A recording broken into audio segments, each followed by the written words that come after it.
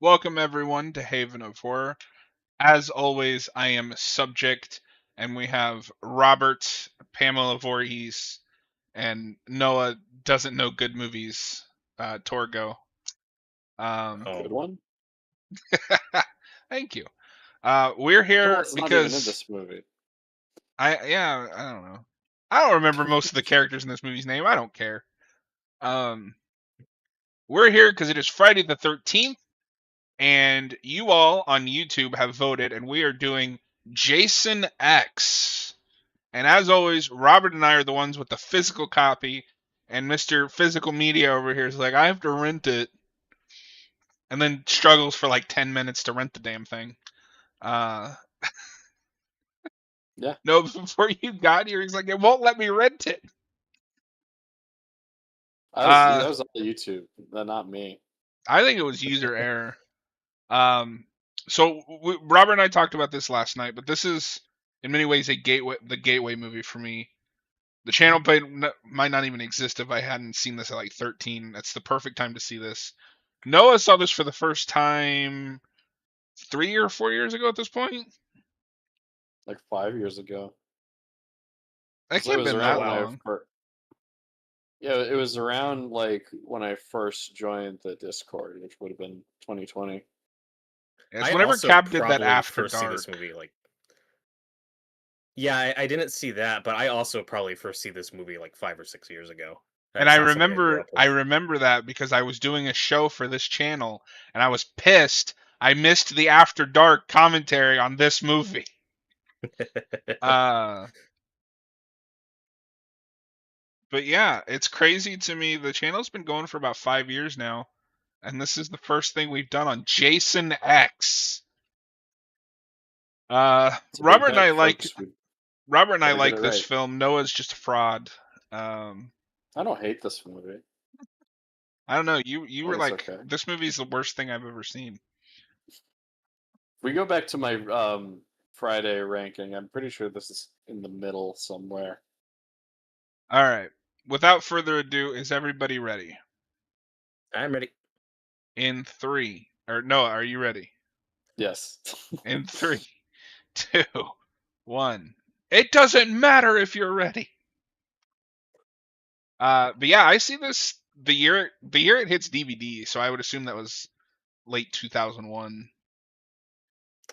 We got Kyle in the live chat, and he's not a fan. He says that Jason X is horrible. Kyle, you're a fraud. I do think this opening credits animated sequence is kind of a fun misdirection where this is following Jason Goes to Hell, and it gives you that vibe. And then, just kidding, we're not in hell. We're actually in his brain, because this is a sci-fi movie.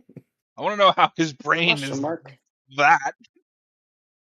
Yeah, makes sense. Actually, it's a psychological thriller. We're really getting into the mind of who Jason Voorhees is. Yeah, see, that's the main theme right there, Noah. Mm-hmm. Yeah. And I've always really liked that. That's the music. That's the music I would think you'd play on the menu.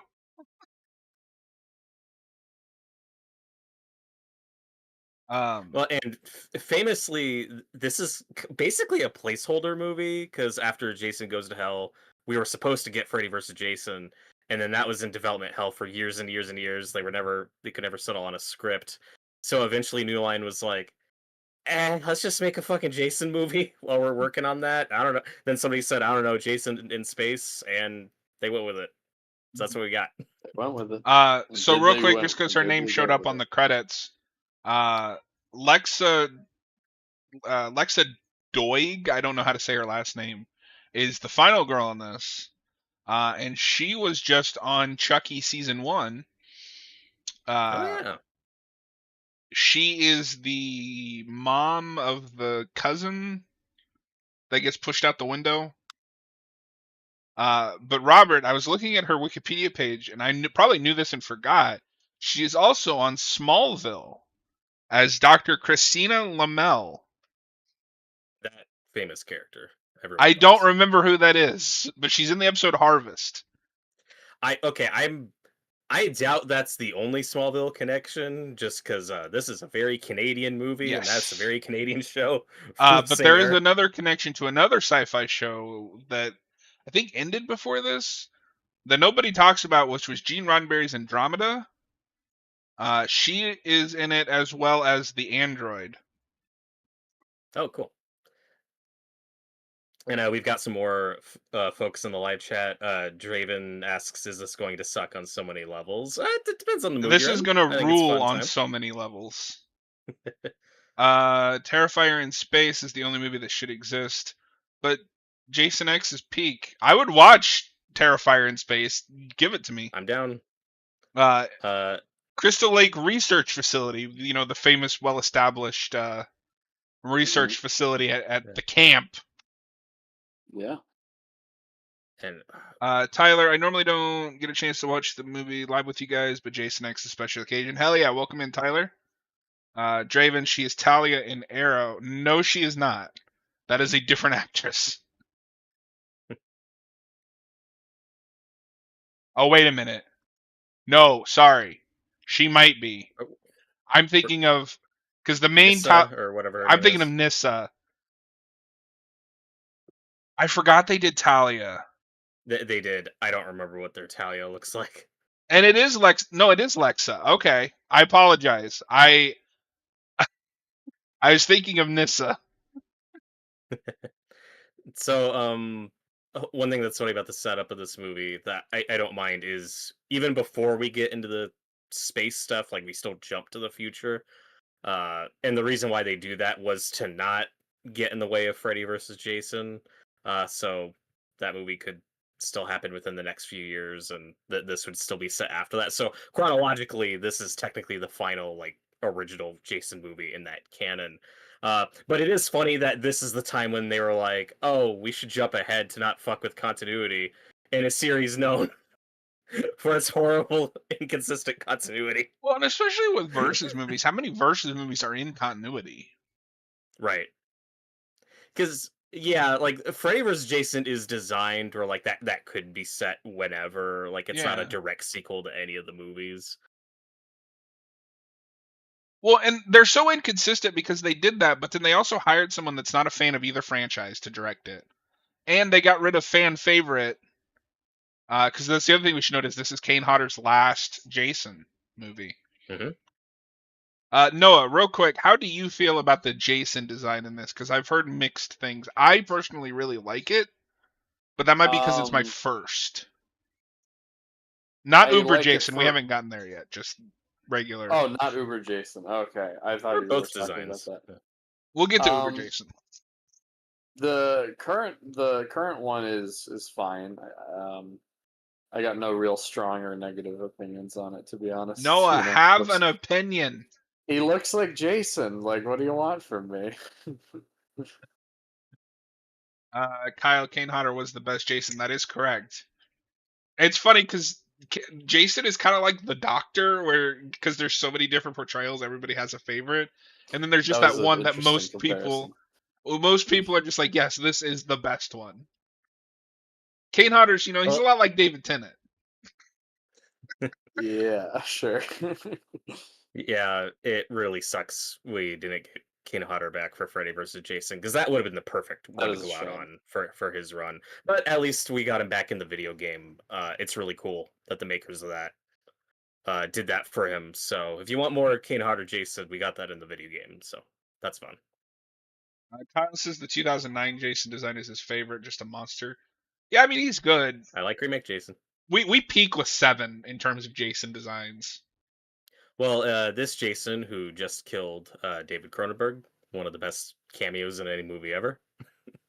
Yeah. I like this initial Jason design. It's very like kind of a mix of like the Part 7, Part 8 era Jason. He's got the chain around his neck. He's dirtier.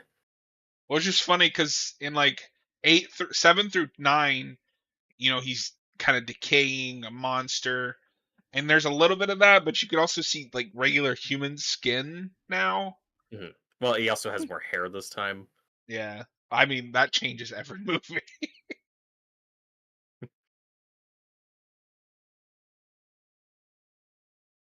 I like the set.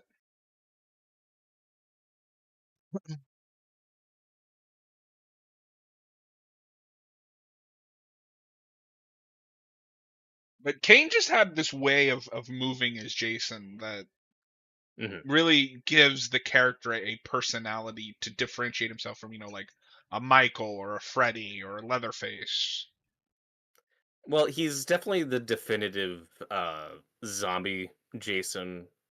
What we think of as that character now. Kane Hodder's always going to be definitive, but I do really love Derek Mears in the remake, and that for me is like the perfect survivalist Jason. Going back to what he was in the initial movies. So those two are easily my favorite. But this is just the pure those two are rage. good. I also have a soft spot for the guy in 6. Yeah, he's good. He is definitely like the proto Kane Hodder. He has that unfortunate situation of like they don't really know what to do with zombie Jason yet. He's just kind of there. But he gets a few good moments.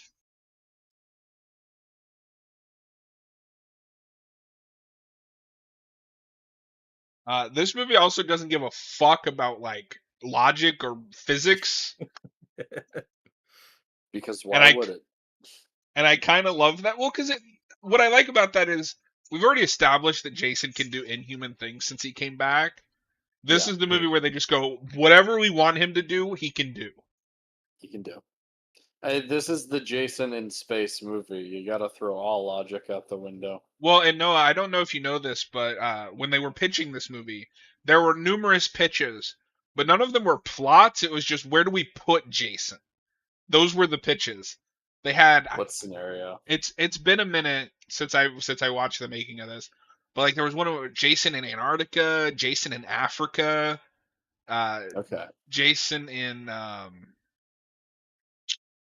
can't even remember the other ones, but those were the two that stuck out to me because I mean they did that and it was pretty good. Pretty good is putting it strongly, but yeah, I do kind of like that. I don't know, like part of it's also this series has been going on for so long. What we do with a future movie, but I like that it kind of became. Let's just put Jason in a different setting things. and see how he reacts to whichever setting. The smartest thing Friday the 13th ever did is they managed to avoid the pitfall that Halloween fell into, where every Halloween movie has to be Michael Myers in this one specific town hunting these very specific people. Jason can go anywhere, hunt anyone, it doesn't matter. Then I like the idea of like putting him in the city or putting him in space. It's just which was executed slightly better.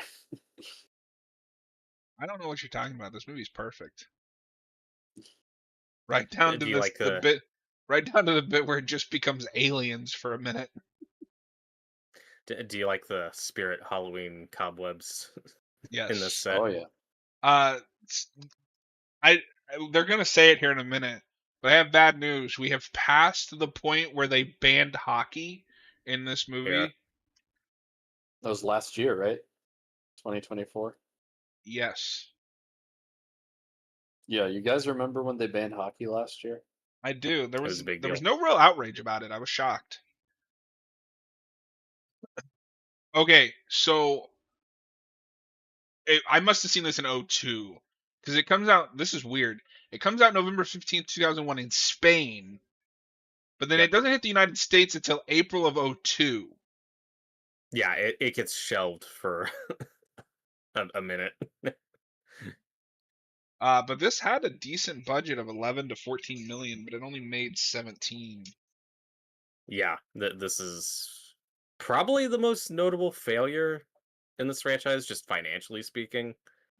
But I think it was just the timing, the weird release date. I think this movie just came and went, and a lot of people didn't even know about it. Well, it doesn't help that the last one was almost 10 years before. Yeah. But I feel like everyone knows about this movie once it hits home video. Well, and it's funny too, because I think out of all of the slashers, this is the one you could have taken to direct to DVD market and still done cool stuff. at times this looks like a direct-to-DVD movie was from gonna that say- era. Yes. So I don't want to discount the like effort and work that went into making this, because I think you can see it on screen in certain areas, but I don't know what it is. For the most part, this really just looks like the cheapest movie of the series. Yeah, it's like it's the most expensive, but it's also the most ambitious, which makes it look the Yeah. See, cheapest. I still think, and I don't say this as an insult, I still think the first one is the cheapest looking, just because it was. Yeah. Yeah, that's fair. This has I a think lot this is more the going cheapest on with like looking- set design and effects. But from 2 on, those are, usually decent looking movies, but they're just shot in the woods. I think that's also part of it. It's the fact that they're using more sets here, and just the Yeah. sets don't look as good as shooting on location. I can see that. As much as I have issues with 9, I think that is kind of the perfect one of this looks like a real movie and like has Yes. the budget to go along with it. If only it was an actual Jason movie. Well, and before that, 6 is the one that's Yes. kind of that perfect marriage of it. It looks like what you want from a Friday the 13th movie, and it actually looks like it had real money. Oh put into no. it. He lost an arm. What's his face lost an arm? Isn't this character called Azrael? Yes. Thought he was Finn Wolfhard. Oh, it's Finn Wolfhard, guys. No, this is Dollar Store Carrot Top. Uh-huh. Is he even a redhead like Carrot Top? I couldn't tell in that shot.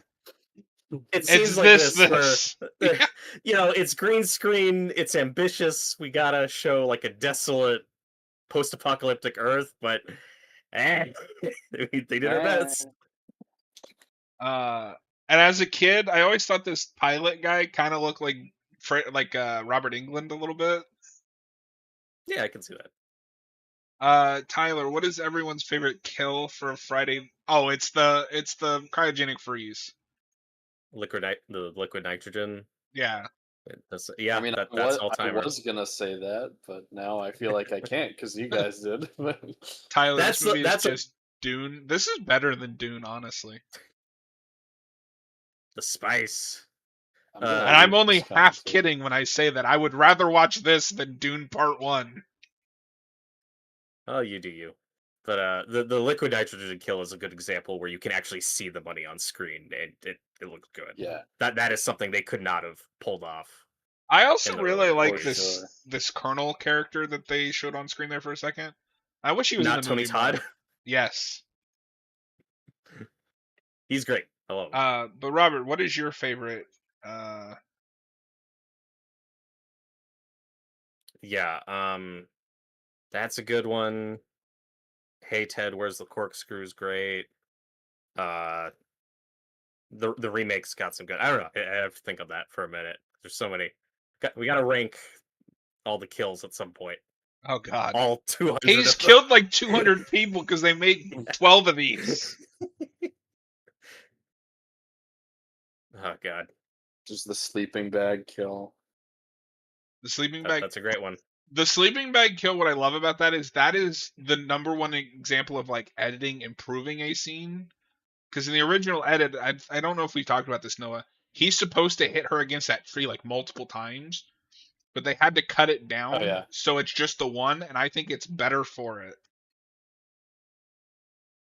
Yeah, no, I agree. There's a version of the sleeping bag kill, and I think it goes on for a bit longer.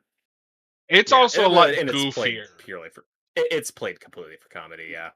Hey, The remake not has Tony a riff. Todd was just in Gladiator too. Oh, cool. Good for him. I didn't watch the it, remake.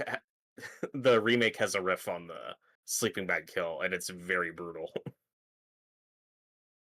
Noah, what are you doing? I'm fixing something. 1 second. He was also in The Incredible Hulk. Now I'm gonna want to watch that movie to see if I can spot him because I'm sure it's just like a bit part. He's on screen for like 2 seconds. Back. I like this starship set well enough. I think this is where you can make the TV comparisons because this looks like what This looks like the set that the show greenlit to capitalize on Star Trek's popularity would make. It's all now. I don't know if this is what happened. It looks like we're probably just borrowing sets from a lot of various shows and movies because there's absolutely no consistency to these rooms and hallways, but it always looks sci-fi-ish. I appreciate the variety. I mean, you're not wrong. Definitely just does like a knockoff Star Trek ship. Right. Also, at times looks like a much cheaper version of like Alien Resurrection. This can take place in the same universe as that movie. I'd buy it. I'd love that. You know who it should have been in Alien Resurrection instead of Ash? It should have been this robot lady. Yeah. Wait, in Resurrection? Or Romulus, rather. I was like, are you talking about the Winona Ryder character? Or it's too many robots. No. Too many alien movies that begin with R. Too many. 2 of them. I know, that's still too many. Oh, wild. What's up? The robot was in one of the Assassin's Creed games. Oh, cool. Tyler Noah goes to fix something he was never seen again. Yeah, because Robert ate him. That's true. Oh, no. Right now, it's just Noah's ghost. He wanted to watch this movie with us. He's really excited to see Hellraiser 3 again. Oh, God. Speaking of Star Trek. Yeah. The fashion in this movie is also a choice. It's all over the place. Very 2000s. But you know what? Futuristic. For this movie, I think it works. And I do think there is a tad bit of self-awareness to the script in this movie. You got the 2 teenagers that like can't keep their hands off each other, and there's a corpse right there. Yeah. Some of the dialogue's pretty Whedon-ish, but like discount Whedon. Yes. And you got that really fun scene where the captain is like talking to that guy off on Earth 2 or whatever. Is like in the end it all comes down to money.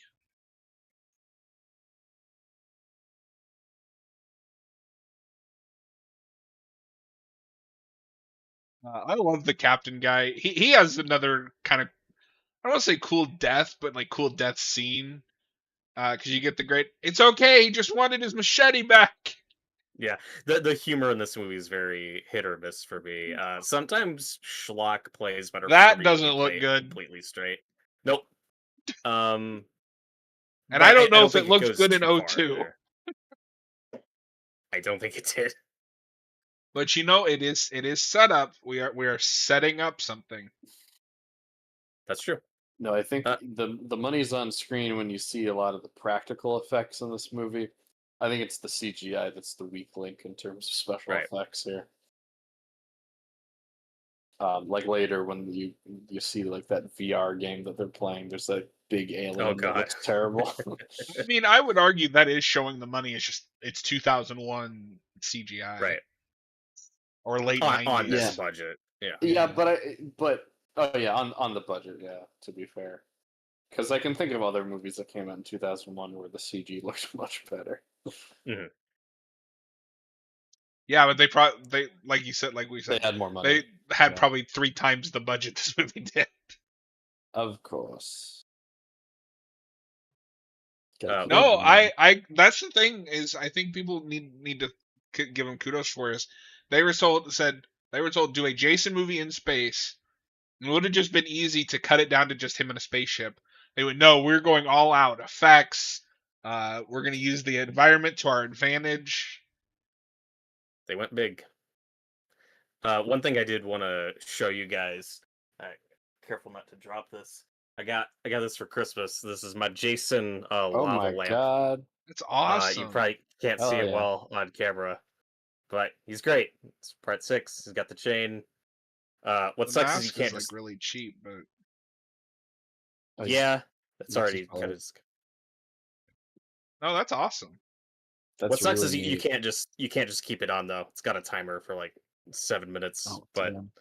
it's still cool. He's That's great. cool. Gotta try not to spill it. Don't It's don't it's spill very Jason. cheaply made.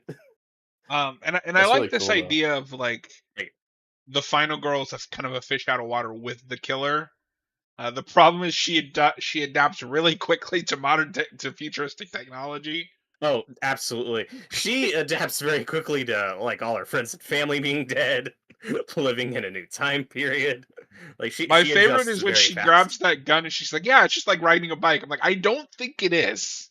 No.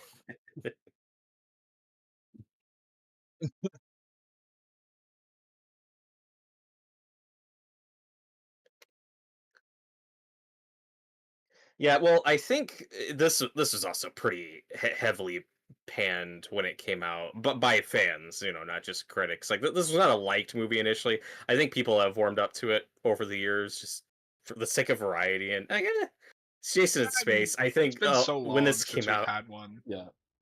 yeah, and when this came out, people are like, "Oh God, like what this series has devolved into." uh, People just weren't having it, but now it's like, it's fun. Funnily So enough, like the movie I would compare this the most to in just terms of fan reaction, I think, is Seed of Chucky. Yeah, for sure. was that the similar did that come out around the same time too? Yeah, that's It's just a oh few 04, years oh after this. 05, but that's also at the time was considered even by fans a jumping the shark moment. Like going too Mhm. far. Yeah. That's why the immediate next one is direct to DVD and takes all of that stuff out. It is back to basics. But funnily enough, and that's the same guy working on all of those movies up through the TV show. We do go back to see to Chucky a lot in the We TV show. do. No, the minute that TV show got announced, he just brought all of it back. Well, and it's So it's funny not like too we're trying to because hide that.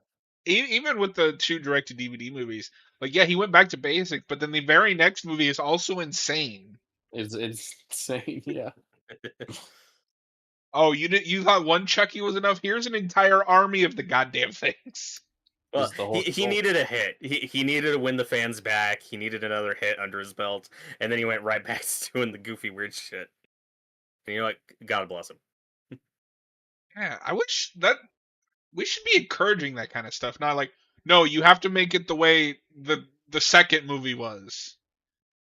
Ignoring the fact that the second movie is also really well, goofy. as much as like I don't love this movie, but like to people that hate this movie, I don't know.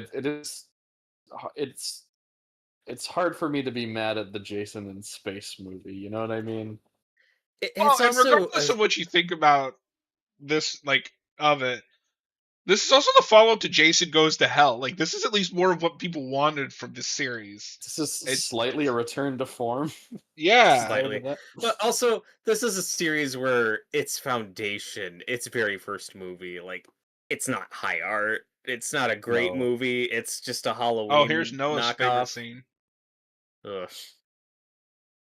She needs extra credit. Why? I don't know. But you know what I mean? It's like, Yeah. obviously I love the series, I love these movies, but I don't think it's like that sacred. I like that going to uh, space is the line that people will draw after all the crazy stuff that happened, he especially he in the can later he can half. fight a psychic girl, but this Yeah. is Yeah. too far. He's a superpowered Well, and zombie. because the other thing that this movie, all of these movies are smart about is even when it gets ridiculous, like 6 or 7, Jason is still always serious. He is not. Right. That Although goes all the way. we're gonna have a scene here in a moment. What wakes him up is the goofiest fucking thing, and I love it. Oh yeah, I love it. So good. You see like that rainbow light going over his face. Could somebody take this clip and make it like a Happy Pride Month thing? The Oh, timing's just perfect. Oh yeah, Happy Pride Month. Uh, Oh Jesus. Why is this scene in this movie? this is like we're going for comedy, I think. No, I think that's the intention, and I don't know. I think it succeeds more at cringe than cringe comedy. That's but how I feel. Yeah. they're going for it. And the you pass is funny. Yeah. Slasher Fred, Jason X is many homages to Ridley Scott's Alien, mainly because the plot involves a space crew being terrorized by a dangerous stowaway, and Hellraiser 3 makes me think of Elm Street 3, mostly because both have heavy metal songs. I mean, we'll get to it, but Pinhead's characterization in 3 is very much like looking at Freddy.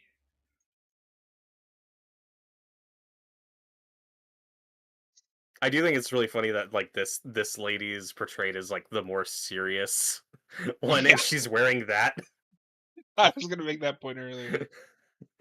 This is one of my favorite like Jason wake ups. Also, is this the first movie that had like Jason is there the entire time?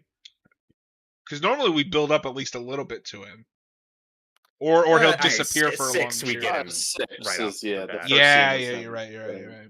Resurrected. Yeah.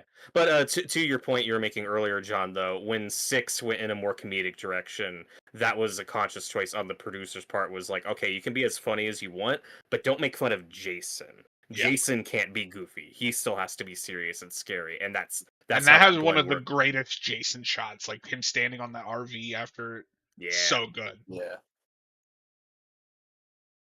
I don't. This is the scene more where I'm like, why is this here? Yeah.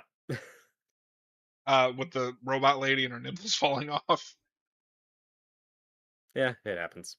Oh my god, the power of making out is waking him up. Uh-oh. He just has a built-in sex sensor. That's how he operates. I mean, that's a read you could have, at least with this one. Well, this is also the first post-Scream Jason movie, and I kind of like that they take those tropes Scream is making fun of and just brings them to the forefront. It just pushes it. Which is even funny more like, because that's what we are. In a way, it's the third self-aware Jason movie. Mm-hmm. Jason beat Scream to the punch. Fuck you, That's true. Well, yeah, and 6 also has some meta jokes. So does 9. Mm-hmm. He's waking up. The power of PG-13 making out has woken him up. Yeah, that's what's weird. I love that musical sting when he sits up. That's perfect.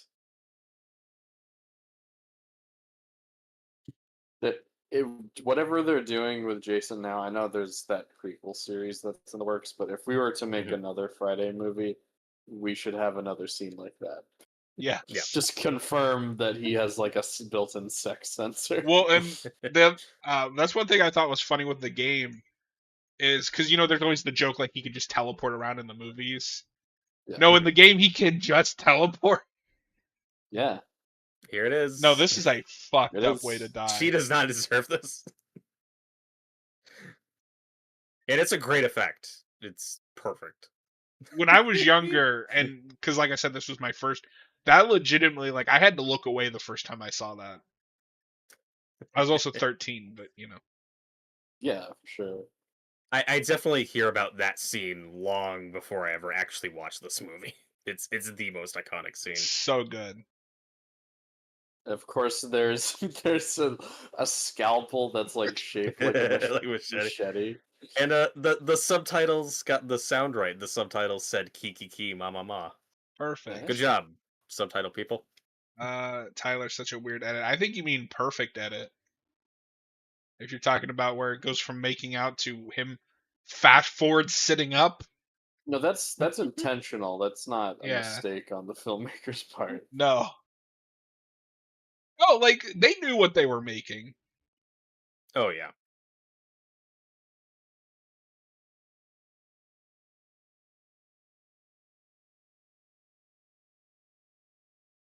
I do want to mention this was written by Todd Farmer and directed by Jim Isaac, and I mention that because the writer of this went on to write My Bloody Valentine 2009 and Drive Angry. Oh, it's good variety. I like all three of those movies. Jason X. And he's in this movie. He's He bald guy. is. He's the bald guy that gets his face smashed in. And then James Isaac is the New director. film. Sorry. And it looks like the only other big. Oh, he was a part of the creature crew for Gremlins, Oh, Oh, cool. and he directed House Wasn't he 3. wasn't he an And effects guy before directing? yes, I think that's 'Cause he how you did knew effects- Cronenberg. Okay. because he's got special effects credits for Return of the Jedi, Gremlins, House 2. Is The Fly on there? No. Okay. Yeah, I know he meets Cronenberg on something, and that's why that cameo happens. Oh, wait a in this. minute. Okay, this is why Wikipedia is dumb. So it says select filmography and like these things that he's credited Yeah. for.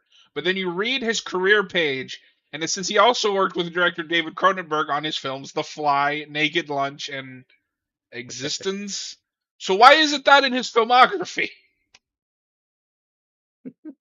What? Somebody tell me.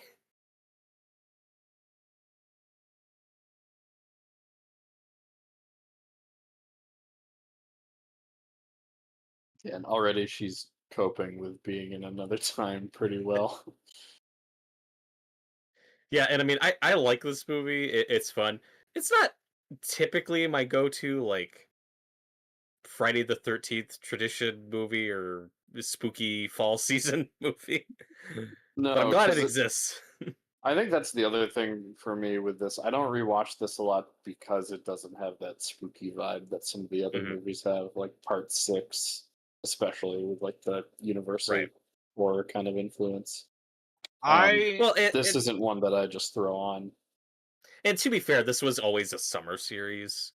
Yeah. But there's still like that particular atmosphere you get in the woods that you don't get on a spaceship. No. Yeah. So I love most of these movies, but I do find my go-tos are like 4, 6, 7, and 10. Well, and I've Slasher always Fred, Jason X is basically the show Andromeda, but in reverse. Where in Andromeda, Lexa Doig's character was an android, and in this movie she's a human. And then the android lady is also in that show, and she's a human there. So that's the Hmm. when Lexia's character says, "You've got to be freaking kidding me." This is pretty much a homage to the classic movie The Thing. yeah, that line's probably a callback. Oh my god.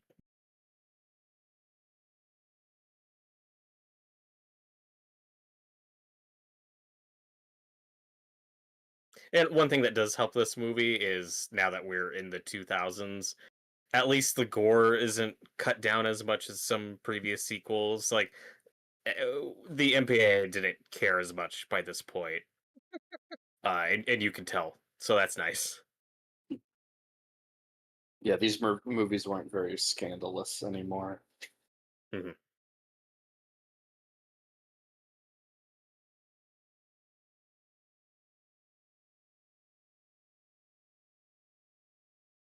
Kicker, I hardly know her. And I've never loved this movie. Like it's never been one of my favorites. I think this is actually the last one I ever watched. Like when I'm going through the whole series around 2018 or whatever. I think this is the last one I ended up doing. And I had a good time. I appreciate it. I think I've warmed up to it more over the years. But even though I don't love it, I've always said from the beginning, I love that it exists. I love that we got the Jason in space movie, and we actually exploit that and have fun with it. I'll always be happy and that it exists. That's why I laugh when people are like, Hellraiser 4 is Pinhead in space. It's a bookend. Like he's only in space at the beginning and end of that movie. Oh god. Oh, it's Robert's favorite scene. Oh god, it's bad CGI on a Bible Man set. Like, what am I looking at? So Noah, this right here is the writer of the film. Okay, this bald guy. Baldman. Yeah. This 1080p or whatever this Blu-ray is not helping that CG. Oh no. Which Well, I do now have to this say, movie's in otherwise 4K. I know, So you I can can't really wait. see how bad it is. I can't wait. I do have to say though, for the most part, this is a wonderful transfer.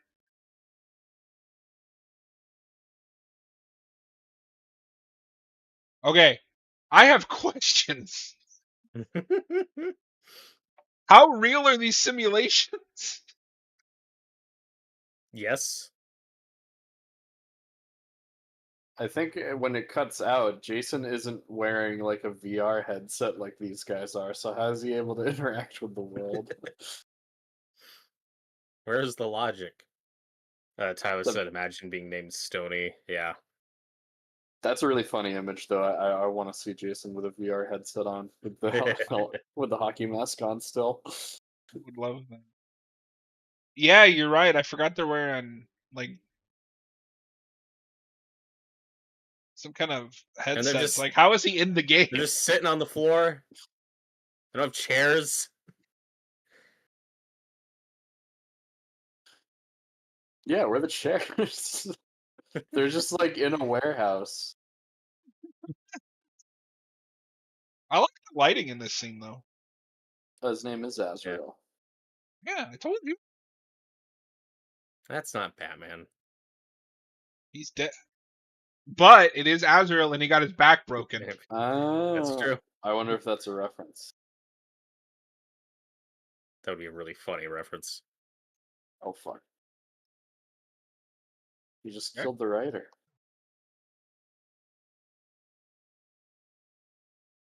But I think though, when you could really see the tides shifting on this film's reputation, is when we found out about them wanting to do Jason X DLC in the video game, and everyone was like, "Yes!" I am Everyone was so excited mad for that it. didn't happen. Because I don't know if you've seen it, Robert, but there is footage of it on YouTube. Mhm. No, if you don't know, Let's they were gotta going to go, add Jason. the spaceship as a map, and you were going to get to That would've be been awesome. Uber Jason. That would have been sick. And They there's should have went actual, forward though. well, that's when they hit the lawsuit bullshit. So But there is playable footage of it being played on YouTube. wow. Aren't they trying to bring that game back? There That's are the rumors rumor. Because they yeah, just there are ended rumors that support team's working on for it. Texas Chainsaw. If there's any truth to that, hopefully they are able to bring the Yeah. Jason Yeah, X and then stuff it's so to like it. somebody can get it and play with us. No, I mean you two can do it. You fucking bastard. Remember Aliens? This is better than Aliens. Hey, do you remember that really old movie, Aliens? Yeah, Remember that I'm really glad old we. movie Jason X? Oh god. Oh my god, I really want Peter to pull that out on the like whatever his next appearance is. Remember that really old movie, The Human Centipede? Slasher Fred, Jason X is a callback to part 7. As the Coast pays homage to Jason slamming a girl in a sleeping bag against a tree. That is Yep. correct. Oh no, Noah's gonna die on stream. He's drinking coffee. Nope. I'm drinking iced tea. Oh, nice. No, me dying on stream is for a later date. That's when we end the channel. Like that's the final video on the channel. Is Noah dying on stream. It's the grand finale. One of my actual critiques of this movie is I think by the end the cast is a little too big. This movie is weirdly trepidatious about killing like main characters to where you get some people at the end where I'm like, I don't care about this person. I think the movie thinks I do. And our final girl I like, and she kind of gets lost for a bit. I She wish does she get got more lost to for do a in the bit. climax. But I don't know. It's not that big by the time you get to the end. There's only 3 of them left. Yeah, I don't care about 2 of them. I'm gonna be I like honest. the I don't robot care about and- any of them. I like the robot and not Andrew Garfield. Not Andrew Garfield. I don't care for that guy at all. I like this guy. Why couldn't he have survived? Not Danny He's great. McBride. Yeah. Tyler, remember that really old movie, The Human Centipede? There's a pause. He realized, Mr. Stark, I don't feel so good.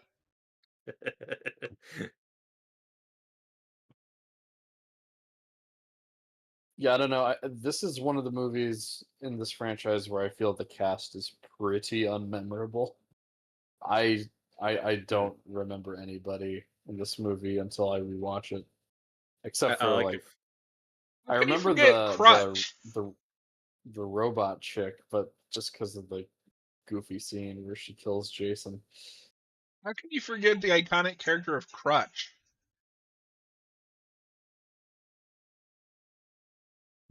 I'm sorry.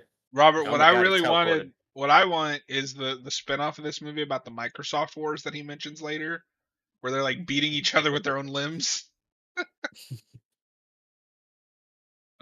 Slasher Fred, in the original Hellraiser movie, the main true bad guys are Frank and Julie Cotton. Pinhead is just a supporting character. That That's is true. correct. We'll get to Hellraiser later tonight. We'll Yeah, talk because more about Robert that. has something else to talk about with Hellraiser, I think. Yeah, that's true. With Hellraiser. Heckraiser. Heckraiser versus Is Heckboy. that is that the Canadian release? Ah, heck. No, that's the Australian release because they can't say hell down there.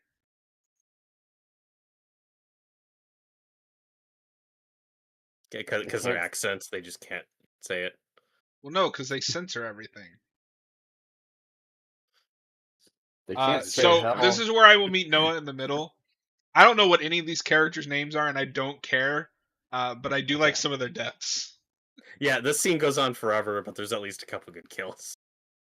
We traded in walking aimlessly in the woods for walking aimlessly in a on a warehouse. spaceship. In a corridor. Yeah, the only one of these I care about is the sergeant guy. Yeah, he's great. Yeah, he's probably my favorite character in the movie. But you were complimenting the lighting earlier, and I kind of resist that because, yeah, well, I can't tell if it's for atmosphere or if it's just, look, this is really cheap and we just gotta hide as much of the set as possible. Most of this is in darkness for no reason. But okay, but why not both? Like in any other movie, you'd be like, oh, they're lighting it to hide the cheapness to their advantage. If it works, it works.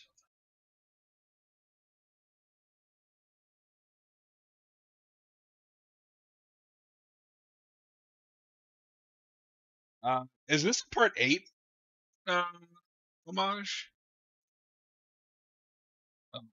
The guy was boxing Jason. That doesn't look he great. doesn't punch his head off. That effect isn't great, but I still like the "you're screwed" kill. Yeah, that's a good kill. And I remember on the DVD, it had a bonus feature where you could just jump to the kills, which I thought was funny. We don't do fun stuff like that anymore. Tyler, hey Ted, where's the corkscrew? Jason just throws a guy on one this time. We don't do fun DVD menus like that anymore. Now we just have weird menus with unfitting music. And static images. Static images. So the one thing I will ask about Hellraiser just real quick is, Robert, are you excited to see 3 after watching 2? I'm curious. Yeah. Okay. Not that anything in 2 not that anything in 2 is an indication of what's going to happen in 3. I don't know what you're talking about. It's a direct follow-up. Sure. Yeah. He's screwed. Sighs angrily. Like, did you just make a pun out of one of your teammates' deaths? I also remember when I saw Freddy vs. Jason, that dream sequence where he kills that girl and then she like shifts through a bunch of his different victims. The first time I saw that, I swore one of the victims was one of the people from this movie. I was like, that doesn't make any sense. That couldn't have happened yet. No, I don't know if I've told you this because Robert and I have talked about it. So this is the last movie, but this movie alone spawned a whole wave of novels and comics, including Jason versus Jason X, where cloning bullshit, original Jason comes back to fight Uber Jason. But that is the craziest thing I've ever heard. That stuff needs to be in print. I know. I want to read it so bad. Come on, guys. Or no, sorry, on, it's Jason versus Jason X, which I think is an hilarious title, as if Uber Jason is just now Jason X. We are Jason X. We are sitting on a gold mine / landfill of Jason content that needs to be re-released for the public. Noah, check the group chat there. I just sent the cover. I just saw, yeah. I had a couple of the books as a kid, not Jason X books, but they also did. I don't know if you guys remember this. Right after Freddy vs. Jason, they did original Jason novels and stories. And I had one that I read this probably 6 or 7 times. It was called Church of the Divine Psychopath. I love that title, number one. Number two, I would love to see them adapt that book. But basically the plot is this church decides that Jason is like the hand of God punishing the guilty. And so they decide to resurrect him. But then he just kills them all.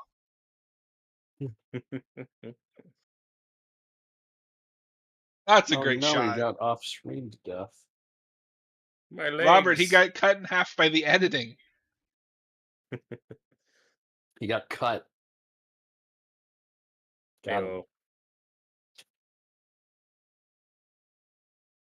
See, it's kills like this that I want to see, because I want to see how he got her up there and like what that looked like. Slasher Fred just mentioned we've had a lot of in space sequels. We got Critters in Space, Hellraiser 4, Leprechaun 4. That's something we need to rank all of the in space horror sequels on the channel at some point. Sorry, Slasher Fred. Hellraiser 4 does not count. 75 counts. 75 to 80% of that movie is not in space. Moonraker is the James Bond in space movie, but that's not until like the last 30 minutes. Like it counts. I was it's gonna take more than a poke in the ribs to Moonraker. I was expecting it to be the whole movie. Yeah, the first 2/3 are just a bad remake of Spy Who Loved Me. I love that where he's like, it's gonna take more than a poke in the ribs to put this old dog down, and then he gets stabbed again. He's like, yep, that'll do it. That'll do it. That's the best joke in the movie. That's the okay. You were trying to be funny and you succeeded. Good job, movie. I don't know. I still think the best joke in the movie is just him waking up as they're making out. That's a good one. Part of it is the delivery, because he's not delivering it like a joke. It's just he's saying dialogue.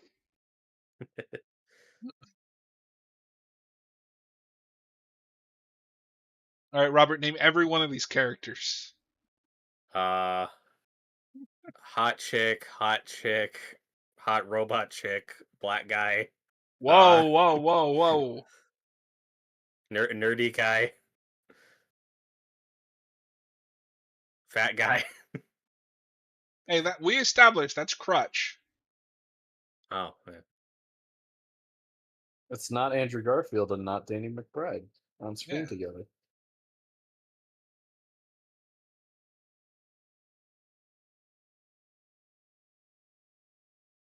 Okay, so something insane is about to happen, and I have a question for what this does to his body count. It's true. So we established that they're going to Solaris. No, I don't know if you thought about this or if we've talked about this, but they're headed towards Solaris, which is like a human settlement, or it's kind of like a Deep Space Nine thing, right? Yeah. Jason is going to kill not Robert Englund here, and they're going to crash into Solaris and make it explode, like right here. Does that mean that Jason just killed like 400 some people in one go? Yes. I think according to the writer, there's like 20,000 people there or something. This is the biggest Jason movie they've made, so he's got to go big. Yeah, like look, right?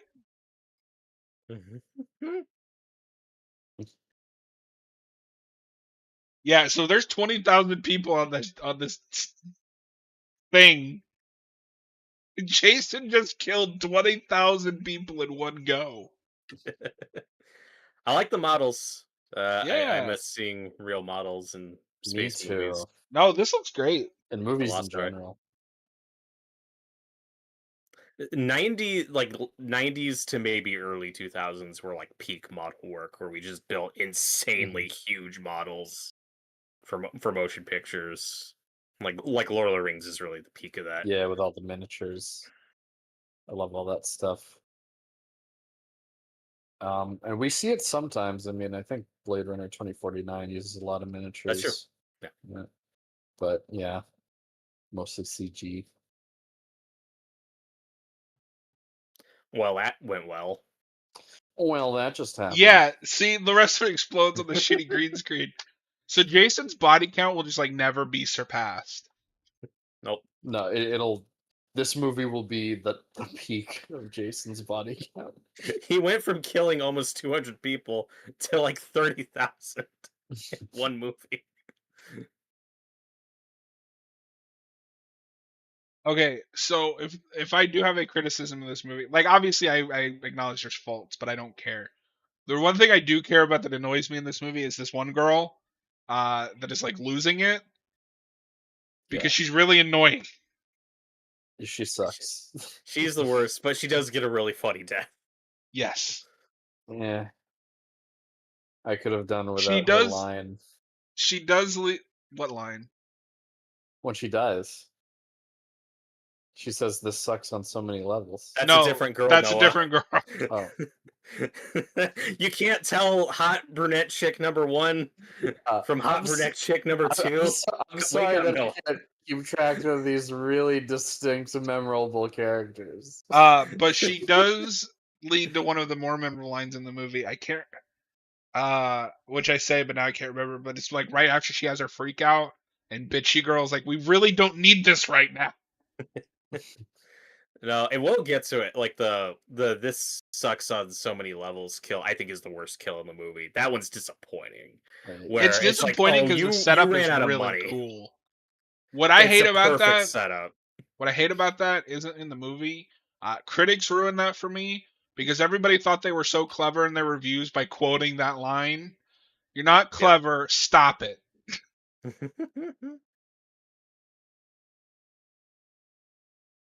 Yeah, that's what's funny about some of those early reactions where it's like, were you expecting high art from this?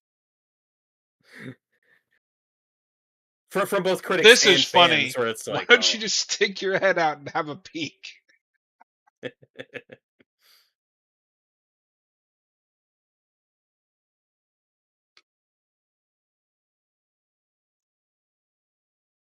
Now it's a Friday movie. He broke some glass. Oh my god! Yay! But no, we were talking about the girl with the weird sweatshirt that's kind of hanging off her waist. Oh, yeah. She's gonna have like that breakdown and like shut herself off in the escape pod. Yeah, I don't even remember. You expect me to remember a character from this movie? Yes. That's the other thing why this doesn't rank as high as some of the other movies in this series for me. There's not quite enough Jason or another character or a dog smashing through a window. Not enough slow motion. This was a trailer line. Yeah.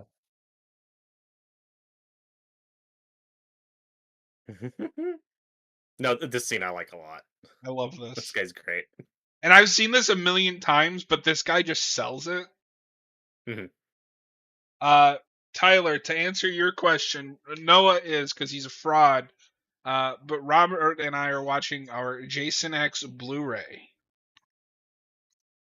Is the new Arrow 4K? Do we have a date for that yet? Oh, it's out. I couldn't afford it. Oh, okay. Yeah, I gotcha. He just wanted his machete back. Woo! What do you think he's going to do with said machete? You are always the caretaker, Mr. Voorhees.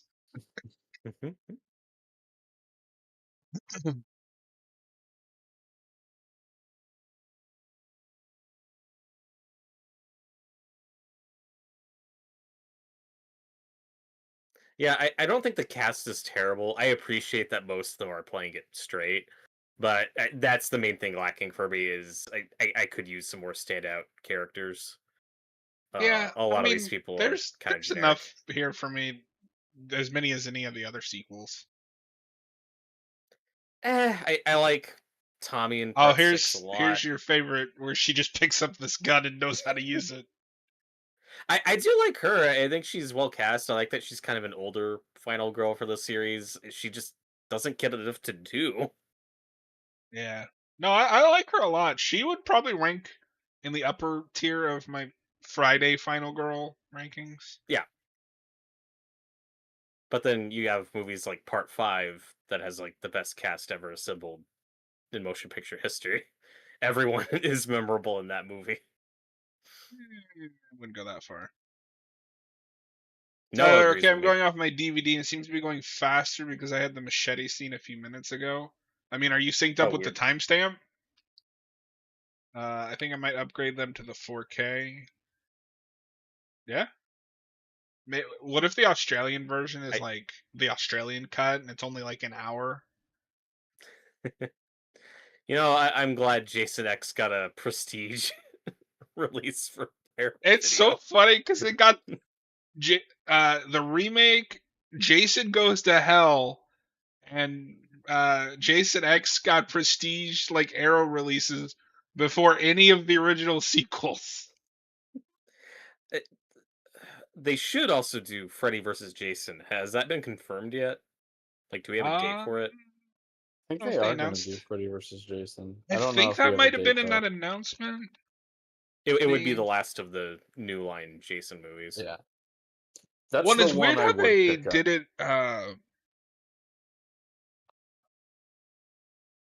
I like that Okay, so movie it the looks like they most are out of all not the new doing Freddy line. versus Jason right now. Oh, damn it! I know.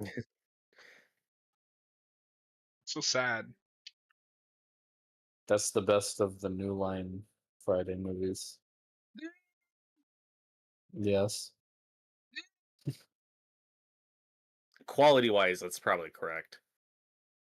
I think I would Well, put no, this the, over the it. remakes. No, the remakes.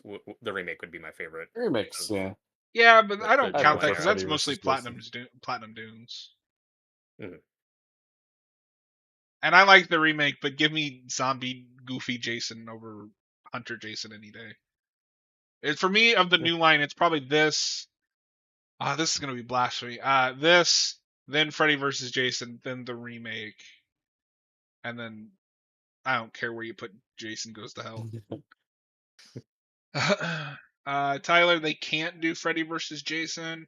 They've talked about it, but keep getting shut down. Oh, weird. Oh, weird. Okay. I can't imagine why. Scream Factory just put it out on Blu-ray.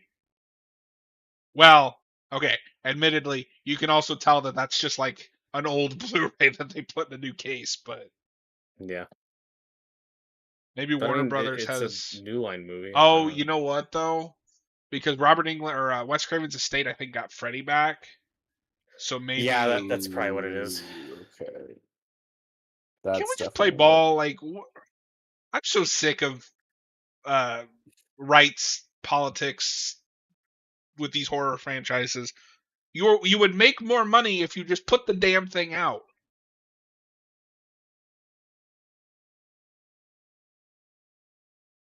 Yeah, like the movie already exists. It, It's at this point, as much as I love it, it is also for a niche audience. General audiences aren't going to go out and buy the Freddy versus Jason 4K.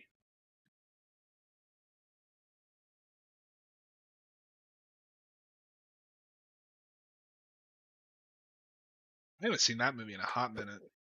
who put out that Nightmare on Elm Street 1 4K release? Because the estate was That was probably involved with Warner.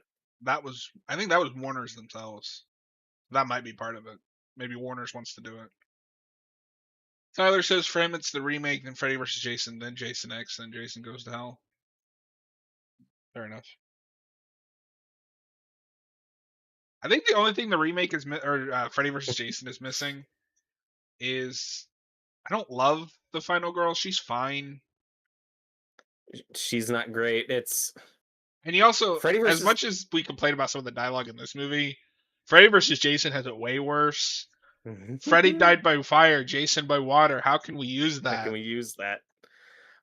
And Can we get another take on that? that's Can we get another reading on that line? No? well, Okay. and that movie has like 3 times the budget this had, and even then the CGI in it isn't that much better. There's too much CGI in that movie. That's something that hurts Freddy versus Jason for me. I'm glad it exists. It is a fun time.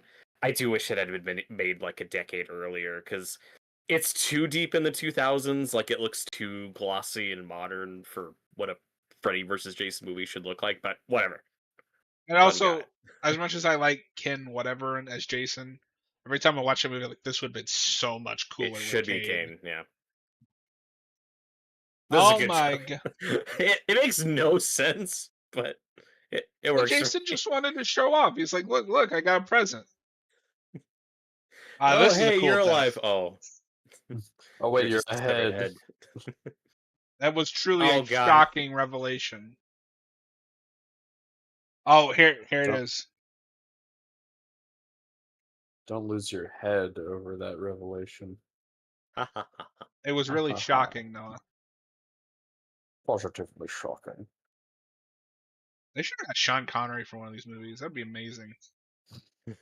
Jason. We have to kill Jason. They offered me the Matrix. I didn't understand it, so I turned it down. They offered me Jason X, so I'll do the movie about do the killer in the hockey mask. I can understand that.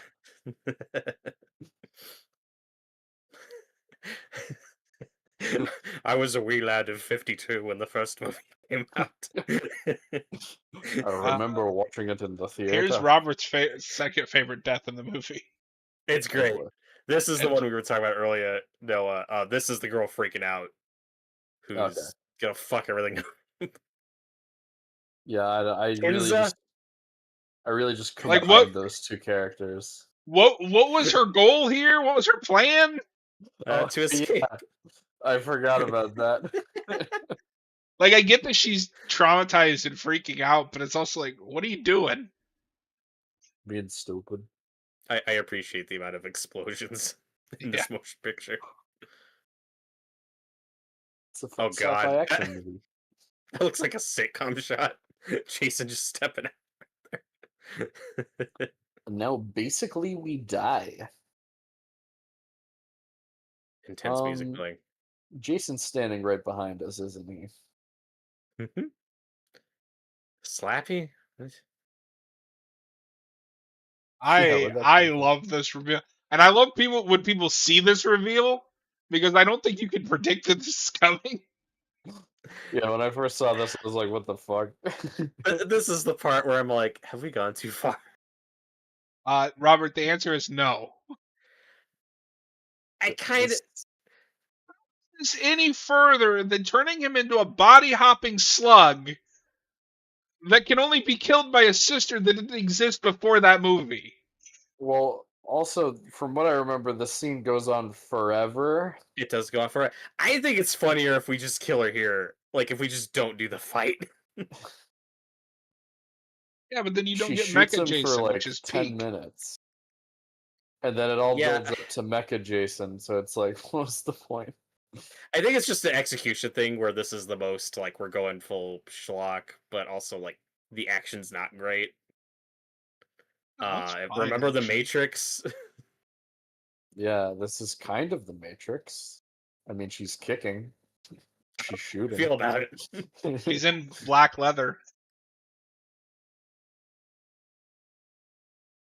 But it's not like a Matrix fight scene because it's just her shooting a corpse for 10 minutes.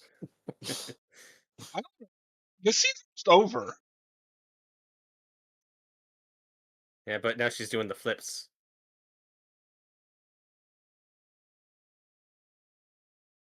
Like, is this supposed to be funny? Is this supposed to be badass? I don't Is know, this but I supposed think it's to really be- funny. Like, what's the tone we're going for here? And then he gets back up. That's my problem is like the Colonel character. I'm like, oh, he should be more of the focus. Every time he's on screen, it's great. But we have to develop Robot Lady. Oh my god. I don't know. This is fine. I've seen Her worse arc is things in this that franchise. she becomes fully uploaded, as that guy says, and then she becomes a head. What a great character arc! Is Well, this Noah, movie this is woke? the Noah, this is the 10th movie. Why are you still waiting for character arcs? Because No, what I like about well, this scene is it just shows that like Jason can't be stopped unless you blow up his head. Apparently, and even then, uh, even then, if you have nanites, that fixes it. nanomachines. In the Noah, I had the novelization for Freddy vs. Jason as a kid. Yeah. And in the novelization, they talk about Freddy and Jason's like evil powers or evil like the thing that keeps bringing them back kind of negate Mhm. each other, and that's why they can hurt each other, which was supposed to be, I guess, the idea at some point. And I always thought that was Okay. interesting. I wish they'd done more with that. I wish they explained that in the movie. That's cool. That's actually a cool idea, though. Yeah. When can we get Halloween in space? Like, I'm begging you, do something interesting with it. Can we just do nothing with Halloween forever? Can we just let Yeah. that die? No, they made 10 Friday movies and they're still bringing it back. Slashers never go away. They're cheap and they make money. I mean, I know that Unless they're you're doing Freddy the Krueger. unless you're Freddy Krueger. I know that they're doing that series, but they really should just make another one of these. And don't like feel the need to do a soft reboot or anything. Just Yeah, Just make make a another Jason one. movie. Yeah, just make a Jason movie. Don't overcomplicate it. Don't overexplain it. Just call it Friday the 13th Part 13. Yep. No questions asked. Just go. I think it'd make money. I think Oh there's yeah, enough totally. demand for Especially one now. of these. Mhm. Jason's back in the zeitgeist with the game. They're releasing the movies again. Because that's the thing is, I think a lot of people don't stop to consider this, and I'm not saying you didn't know it, Mhm. because I don't, but I don't remember if you were on our commentary for the remake. That remake wasn't a failure. It made money. Yeah. Yeah. I don't know. I didn't know how much like how successful that was off the top of my head. So, for reference, 2009. Can you believe it's been that long already? 2009. Yeah. So that was made for about 19 million and made 92.7 million. So like it made money. Whoa. They just were That's stupid and made crazy. Nightmare on Elm Street next, and that tanked the whole thing. No, because I remember seeing. I think it was on Twitter. There was like either a script or a pitch for a sequel to that movie. They just never got the green light. Oh yeah. Tyler says now's the time to make the Halloween anthology series. See, that's what I want, but I don't think They that they're won't. ever gonna do that. They That's won't all I want. because that's the thing. It's too late. Michael It's Myers way too late. is established as the face of the Halloween franchise. As much as I do want Halloween to take a break, I do want it to come back with somebody that will just make Halloween movies. The problem with Kills and more so Ends wasn't that we just keep making them. It's we tried to be like really self-important and like build this Pretentious. pretentious with it. Just make a simple slasher movie. They did it with Yeah. 2018.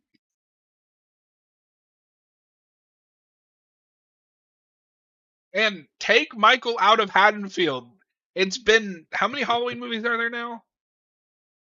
Yeah, I'm Well, with Noah. I don't need more Michael Myers movies. I don't give me a new Jason movie. If I just want to turn my brain off, slasher movie. That's what I want yeah, Jason that's for. why we need this series to come back. But see, I As want we're, Michael to come back talking about and this as the Jason, Man of Machines. so we can get the like Michael and Freddy or Michael and Jason movie. Come on, give it to me. Yeah, and I don't really need that, but that could be fun. Or just bring versus movies back. I'd like to see Leprechaun Freddy versus Chucky. Yes. I would have loved No. to have seen Freddy versus Jason versus Ash, but that's never gonna happen. Yeah. I really want to review that comic, but good luck finding it. It's too late now, but I really wish we had gotten that Leprechaun versus Candyman movie. Because that's so weird. Yeah. You'd think Leprechaun versus Hellraiser or something like that. Or Candyman. That's even weirder. Candyman versus Hellraiser. So what I meant to say. Well, then if you're not going to call it Halloween, just make it a different franchise. Here he is. There he is. Yay. And Here he is. Here's our boy. I don't care. some I people- unabashedly love this suit. It's so goofy. It only, I mean, Um, it works for this movie. Like, it's so silly, Yeah. but I love it. What I was gonna say earlier when you asked me, because I thought you were talking about the suit, I was like, well, it works for this movie, but it's not like my favorite Jason design. You know what I mean? It's not. I think what helps is in the Kane top. Hodder is just playing it normal. Like, he's not playing it different. And so it still Yeah. has that kind of intimidation factor of Kane Hodder's Jason is scary. Yeah. I think whenever you get like close-ups on his face, it looks really good. I like the detail in the mask, but when you see him like walking around, like it looks very cheap. He looks like a Power Rangers villain in some shots. That's fine. I've seen some Power You're Rangers villains. They talking look really to cool. One of the Yeah. biggest Power Rangers fans here. But like that's a really funny bit when he punches the robot's head off, and like that's all you Yeah. need. You don't need to bring her back after that. The movie thinks I care about that relationship more than I. It's really weird how much time we spend on that. Yeah, I think that's why that's the character I remember most, because we're weirdly focused on her. I like Like, that that line where relationship, he's that's like, the heart "What's of the movie." going on?" And she's like, "Jason fucking Voorhees. That's what's going on." It's a good answer. Yeah, I don't know. And I don't know if this would make a top 10, top 5 suit designs. But I've always liked this suit a lot. It's fun. I would love to have seen a movie built around that one. Like, what do you do with that?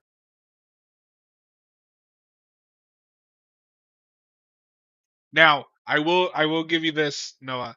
There is that shot later of them looking out the green screen, and he's like flying towards them. That looks really bad. It's so bad, yeah. That's my favorite shot though. But it It's does so have good. the coolest moment where the sergeant guy just comes out of nowhere and fucking tackles him into the atmosphere. That we'll get to it, but that's the other part where I'm like, oh, they ran out of money.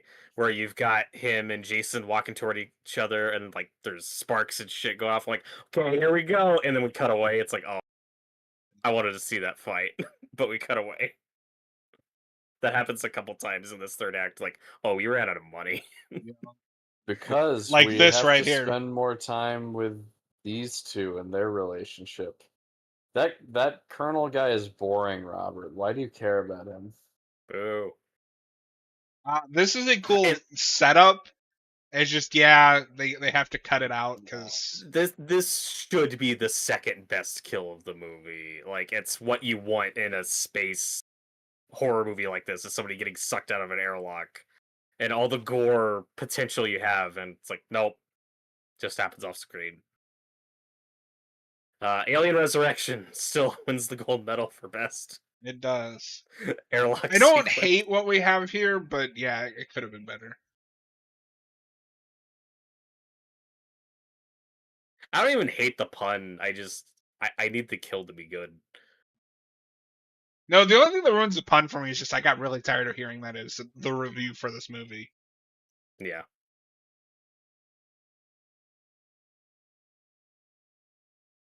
I think the pun's pretty cringy.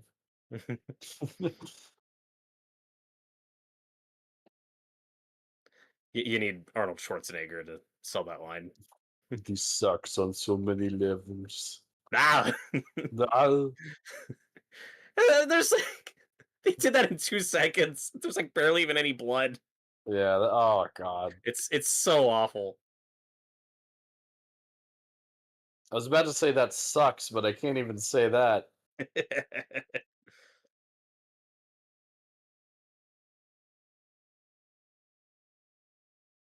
Okay. Did you notice that? I think they just reused the same shot of his arm bursting in through the. I think they did. It sure looked the same. That's amazing. Hey, this isn't a big budget movie, John. They're not made of money. I mean, to be fair, it's really not a big budget movie. But it's funny because you mentioned Power Rangers. That's one of my favorite things when we bring back an old Ranger is they don't refilm the morphing sequence. They just use the old one. So like Jason from the original Mighty Morphin, the age is like 20 years when he morphs.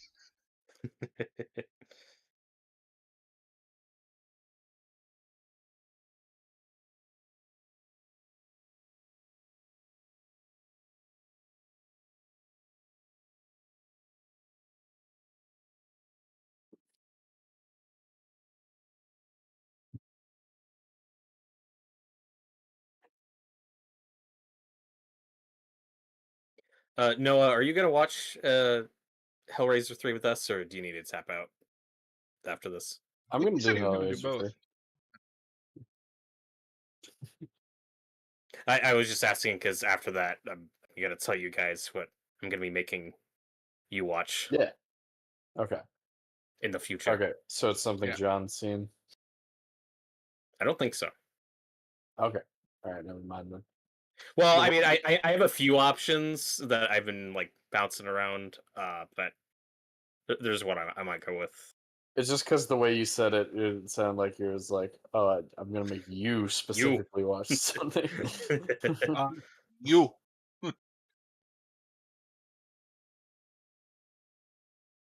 I even I'm. for the next one busted out my fancy Oh, look at Hellraiser. that! Ooh. I'm gonna watch part 3 on 4K. I'm gonna rent 3. No, why don't you own any movies? Why would I own a Hellraiser 3? I do. But why would I own a Hellraiser 3? I don't like that movie very much. Why are you wrong about everything?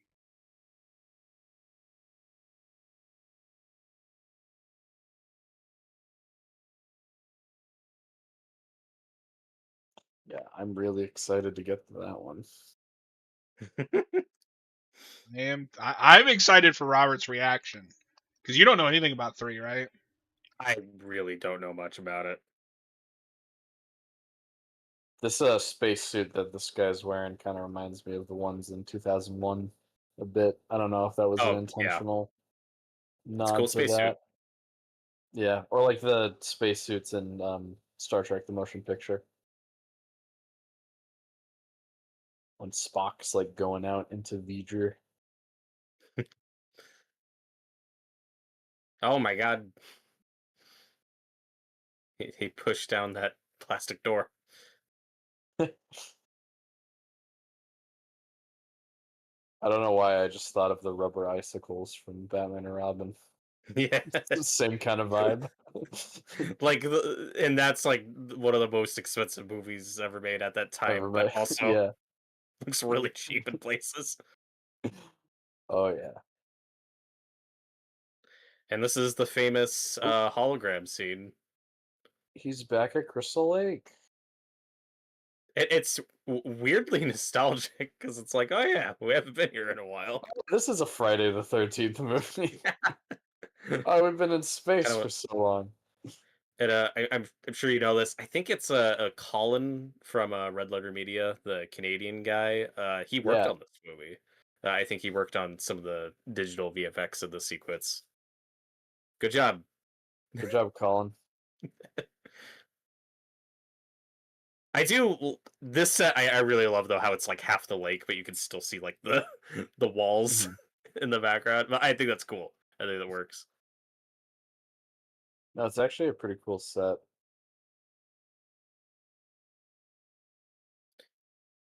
It's like we can't just film in the woods. We have to build it. But weirdly enough, it's one of the better looking sets. Like, it somehow looks more like Camp Crystal Lake than the spaceship looks like a spaceship.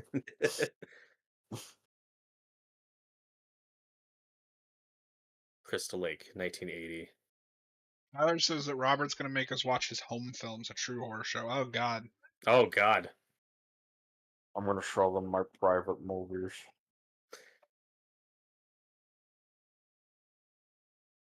This is fun enough. Like, I don't know. This is when we go full schlock.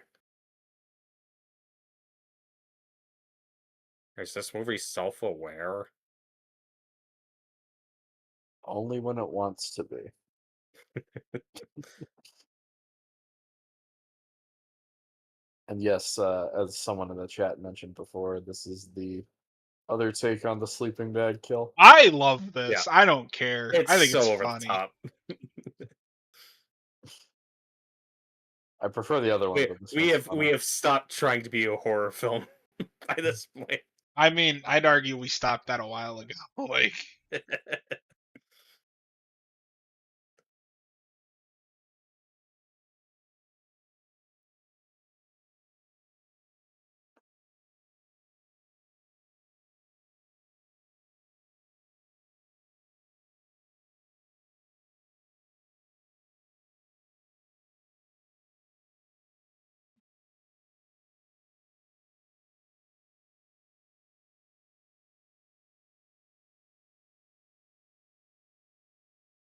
Oh my God.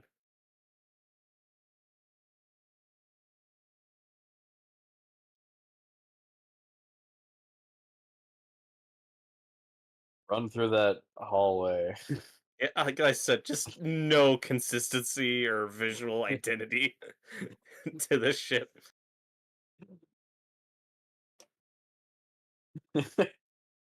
Every time you see sparks shooting out around Jason, though, it looks awesome. That's cool. Cool guys don't look at explosions. Hell yeah. Including Jason. Raven G, so what are your hopes for the Crystal Lake show?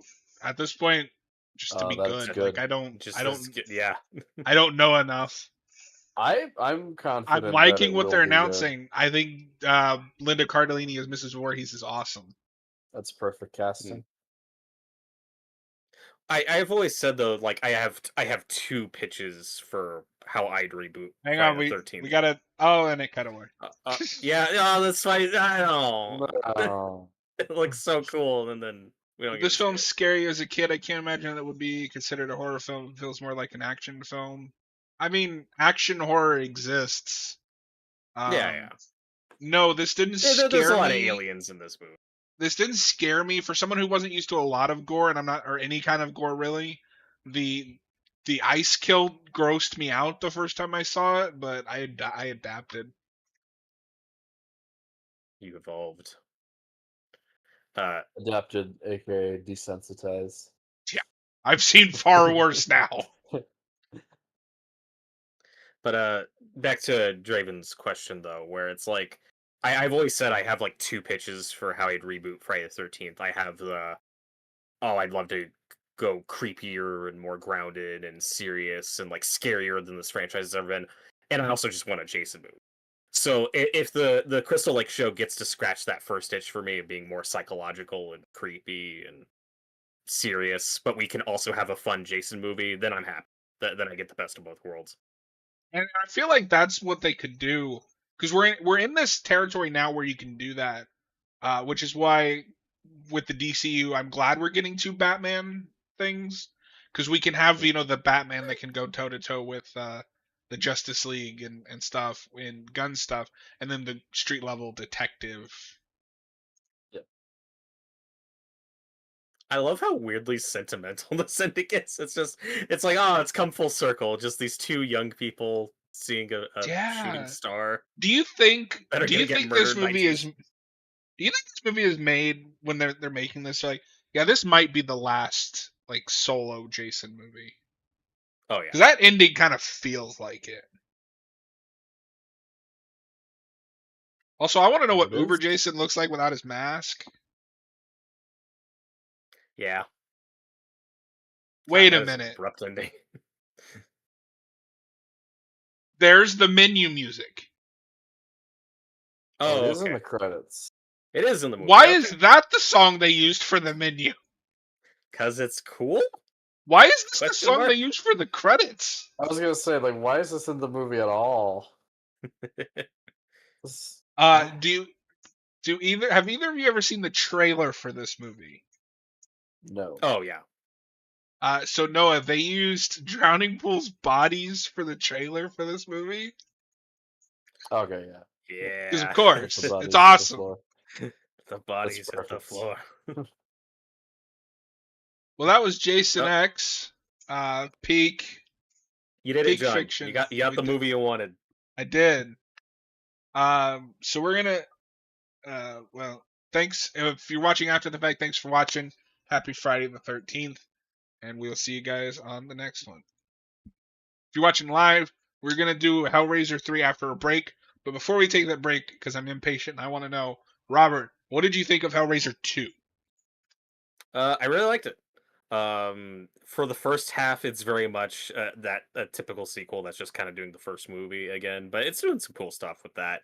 And then the second half goes very batshit, but I dug it. It goes full fantasy, and I don't know, it probably does too much for the first Hellraiser sequel, and I can see some retcons and things bothering fans. It's obviously not as good as the first movie, but It is a I fan enjoyed it. favorite.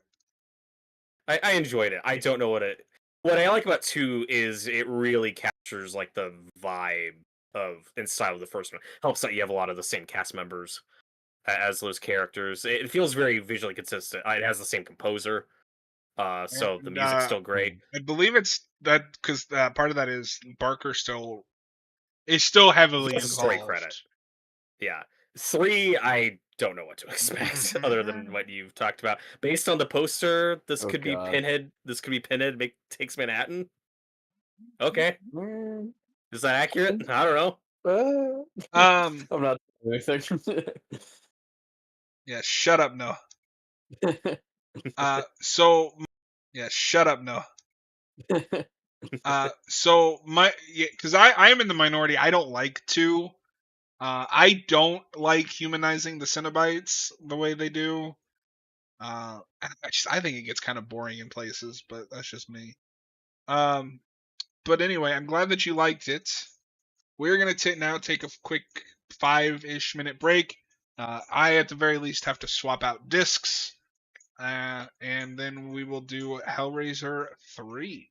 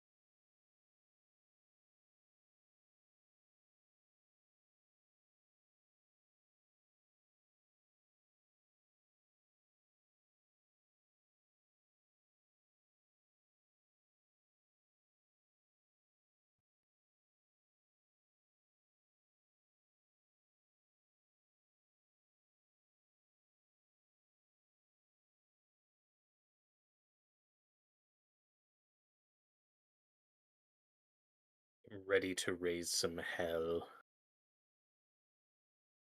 Oh, yeah, I guess. We have such sights to show you, Noah. Oh, sorry, I should sound more. Sights that you've seen and I have yet Yeah, to. we have such sights to Oh my show god. you. Well, My body is ready. oh God. Welcome back, everyone, to Haven of Horror. On that note, we're here. Hold on, forgot to hit record. This is our Hellraiser 3. I can't separate these because it's a box set. Commentary. Robert, are you just renting this? Yeah, I just rented it on the YouTubes. Okay. And then you Noah, got a cat did joining you us. actually rent it, or did you have to fight YouTube for it? I did manage to wrangle YouTube and get a copy of this movie. I also have my cat with me today, Hi, cat. or not? Or nope, she's So for gone. anyone who doesn't know, because I've shown this a couple times now, this is the Arrow. They really don't make this easy to read. Quartet of Torment sets. It is the first 4, which in many ways is the only 4 that you need to see of the original 10. Okay. Oh, so Uh, do fans generally like the in space one? I don't I know think it's what. divisive. I think it's divisive. I think, at least online, I think a lot of people are easier on it because that is such a messed with film. That It's is a compromise notoriously movie. an Alan Smithy film. Okay, yeah.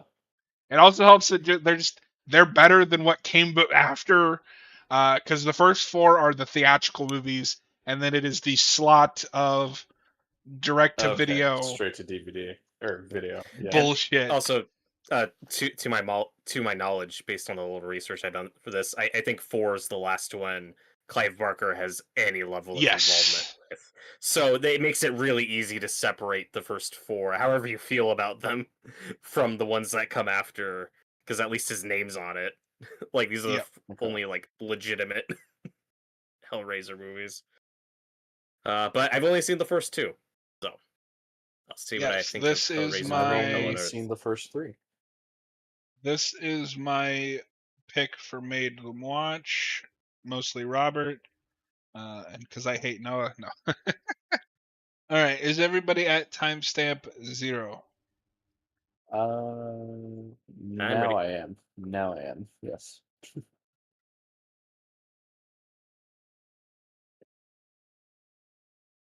All right. In Good. 3, 2, 1, play. And also, I finally get to watch my 4K copy of this. Isn't that a PAL exclusive? So I imported this, and then they announced the US version. But did my movie play? Yes. Uh, sorry, black screen threw me off. But 4Ks are region free, so it doesn't matter. If there's any DVDs or Blu-rays in this, I can't watch them. We're recycling the same music. That's cool. That we're Yes. keeping the theme, because I know this has a different composer from the first 2, so it's nice that they at least brought the theme back. Draven, y'all ready for Motorhead in this movie? The Motorhead song for this movie rocks, and the music video is cool too.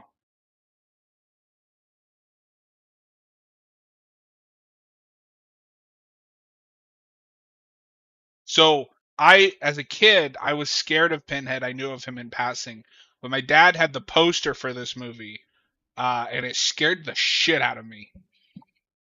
It's a cool poster. I love the tagline. What started in hell will end on And on Earth. Earth.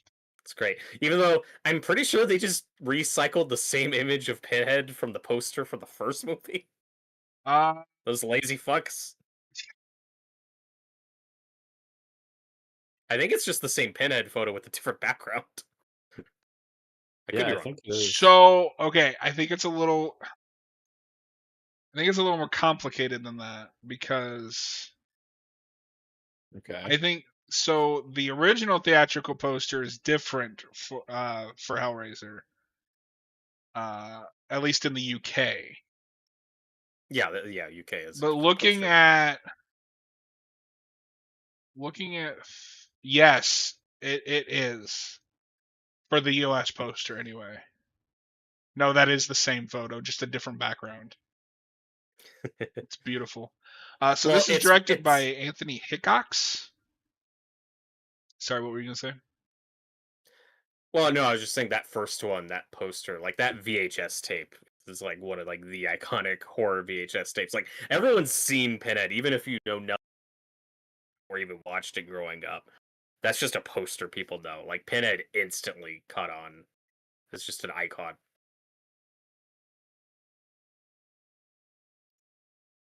And I'm just gonna say up front, he is a completely different character in this movie. Well, and like I think somebody mentioned in the live chat earlier, what this has in common with, or I should say, the first Hellraiser has in common with something like Silence of the Lambs, is the big iconic character people know about. In that one, Hannibal Lecter, and then in Hellraiser, Pinhead. It's like the big mascot isn't even the main villain of the movie. For Silence, it's Buffalo Bill, and for Hellraiser, it's actually Frank. And you spend way more time on that story than the Cenobites. So that they're not in the movie for very much. Yeah, that's gonna And then in both change. cases, that's what the whole franchise is going to revolve around moving Yeah, forward. and I think that's how it should have stayed, how it is in the first movie. You prefer them more in the background. Yeah, I mean, they're way more effective. it's that hard to way. argue when the first movie is the best one, but I get enjoyment out of this one just on a fun level. It's just a different kind of role that they're playing. They feel like Well, different and characters. the side Cenobites in this one are not. Well, you'll see. So that this is kind of following up the ending of the second one, where I have no idea what's happening, but at least we're keeping it going. That's part of why I'm kind of, I don't know. There's a lot going on at the end of the second one where I don't know what's happening, and I don't think it all works. But I kind of have that with the first movie, so I'm at least expecting it by this point. I appreciate that there's some level of continuity with these so far. So I'm glad you said that because there is one major difference. Hang on, let me find it. Make sure I'm not misremembering.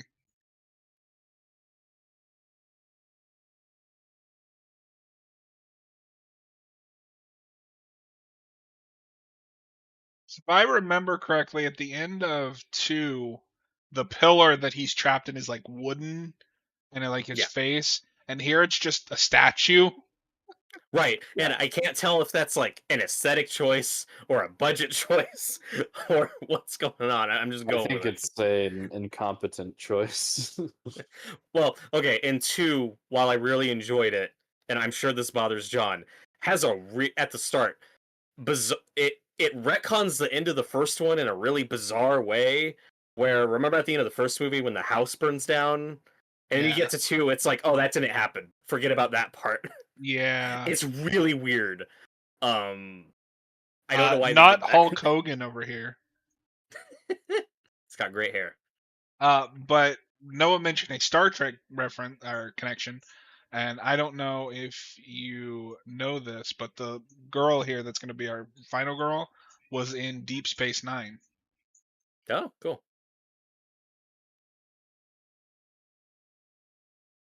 Yep, yeah, she's Jadzia Dax in DS9.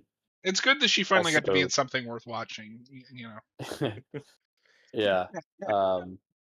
Star Trek, right? Not this. No, this. Oh, dang it. Well, oh, sorry, go on now. Well, no, it's also another DS9 connection. The guy that plays the dad in the first one, Andrew Robinson, is Garrick on DS9.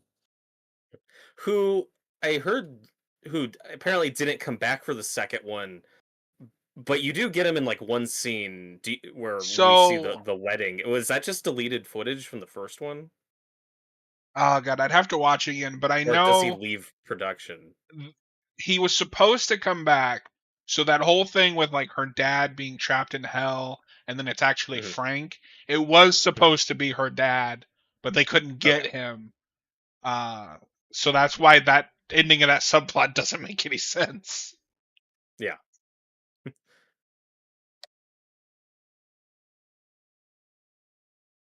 Well, what I really enjoyed about 2 was Julia being the main villain. I think is really fun.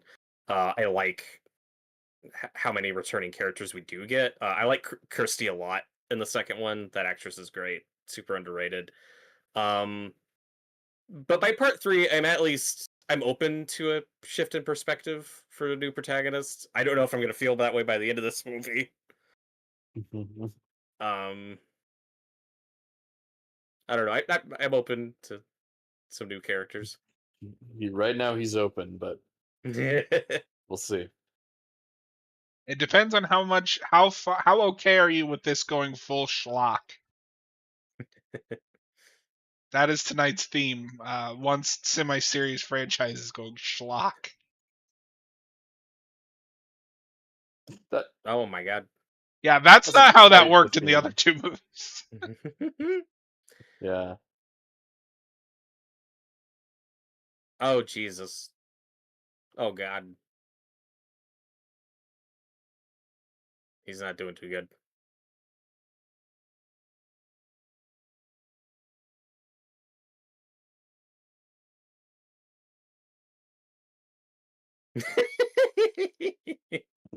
Yeah, no, this immediately up front is like, yeah, this is a different. Well, what I really love about the first movie, is it's part of like a very particular subgenre of horror where it's very serious, it's very adult, it's very wordy. It's also very graphic and batshit insane. And It at least that legitimately first feels movie, like it's for adults. yes. But it's also not afraid to go to those like wacky, gory, insane places, but it's treated very seriously. Where I feel like that's to me starts really with like The Exorcist, because that's treated as like real literature and they take that movie very seriously, but it's also very graphic and intense and kind of over the top. You could also say maybe Rosemary's Baby kind of starts that, because I think that's based on a book. But you got like Exorcist, Exorcist 3, Hellraiser, even Silence of the Lambs, even though that doesn't go supernatural. But they all have kind of a very similar. I really like, you know what I mean? Yeah. Yeah. Or Candyman, Clive Barker. You remember too, VHS? Remember old TVs? I remember. I remember. No, because the first movie's it gets, I guess, for a lack of a better term, over the top. But like, it's an extreme movie, but it's never like silly. Yeah, I was thinking always this have movie is silly. I always have the policy, especially because like the first Hellraiser is in my top maybe 10 films of all time. I love it. It's one of my favorites. But I can separate that from the goofy shit that comes after and still enjoy the goofy shit. I don't need every movie in the franchise to be that first movie. It's just not possible. And I accept that they are going to make sequels because it makes money. I'm not going to resist the sequels because there's no point, They're going to happen. Mm-hmm. Well, in that first one, it's kind of like Hellraiser 3, or not 3, Hellraiser 1 and Exorcist 3, I think would make an interesting double feature, or just compare and contrast, because those are both written and directed by the author of that book, adapting their own work for the screen. I think the approach is very similar in both, and I love both. I think it's interesting. Here we've ramped up the goofiness much faster than the first 2 movies. Yeah, no, because at a certain point, for 3 and 4, the mantra becomes Pinhead has to be on screen quick and as much as possible. Which is funny because then they go to direct to DVD and he doesn't show up until the last 10 minutes of the movie. That's the other thing, is that Pinhead isn't the main villain in the first 2 movies. Right. No, but he's the face. He's the face. It's just like in Silence of the Lambs, Noah, where when we did the second movie, Red Dragon, which is actually the prequel, Anthony Hopkins has to be in as much of that movie as we can get.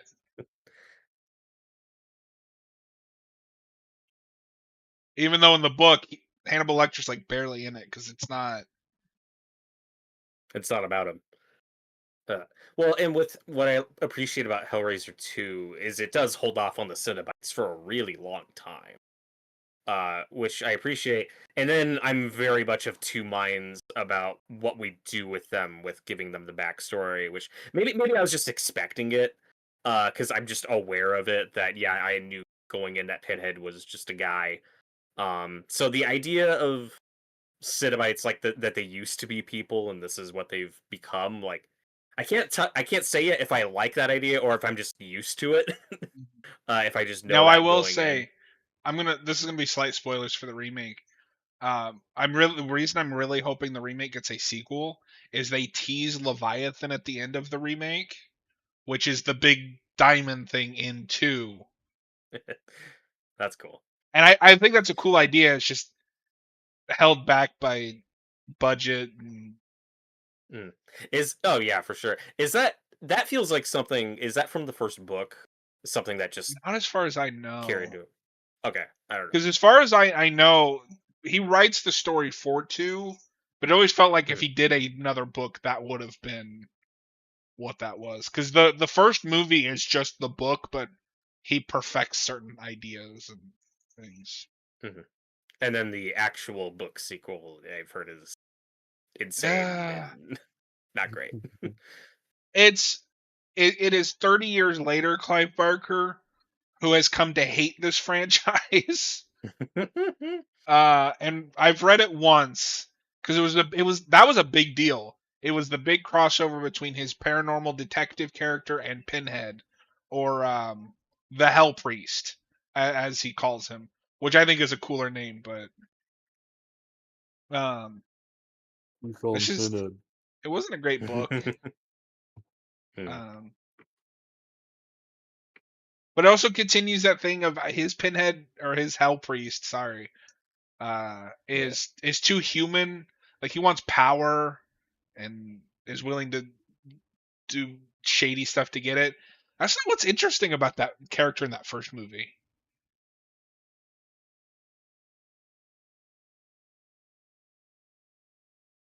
He doesn't really want anything. He just has a job and does it. It's just vibing. Yeah. He's literally just vibing. He's like a force of nature. Like you opened the box, we came. You have to come with us. Well, and like I said, there are ideas and things that happen in 2 that I'm fine with, but like I will also say aren't all executed great. Like there is some sloppy execution in that movie. Well, and I don't know if it's just me. I in that second movie, I don't care about that new girl. Not Patricia Arquette from Nightmare 3. Yeah, they definitely could have did a better job setting up like that relationship, but at least she's more of a sidekick to Kirsty. So It does have one of my favorite I could roll like it. reveals of all time, where you think Julia's won and then she just takes off her skin and it's Kirsty. I love it. Jareth, Rosemary's Baby is the same author of Exorcist. Oh. William Peter Blatty? Are you sure? I know the movie I is don't think so. I know the movie is that one guy. Polanski. Yeah. I still need to see it. Same. He has like 2 movies Rose? I need to watch, and then I don't care about the rest of his filmography. Because fuck that guy. Rosemary's Baby is a in 1960s. Rosemary's Baby is a 1967 horror novel by American writer Ira Levin. Yeah, that's not who that is. The only thing I know about that is he published a sequel like 30 years later. Apparently, the first one was weird. like a dream. Oh, one of those. Yeah, it's not really meant to be sequelized, but yeah, gotta do what you gotta do. Also, especially like 30 years later, you're a different person. Well, and one thing I wanted to talk about earlier, where you have like Hellraiser and Exorcist and Silence of the Lambs, like based on literature, Candyman, all have kind of a similar vibe that I really like. You should also throw Stephen King in the mix, but I don't know. At least the way we adapt his work, it's typically more commercial horror. I mean, there's all kinds of different Stephen King adaptations.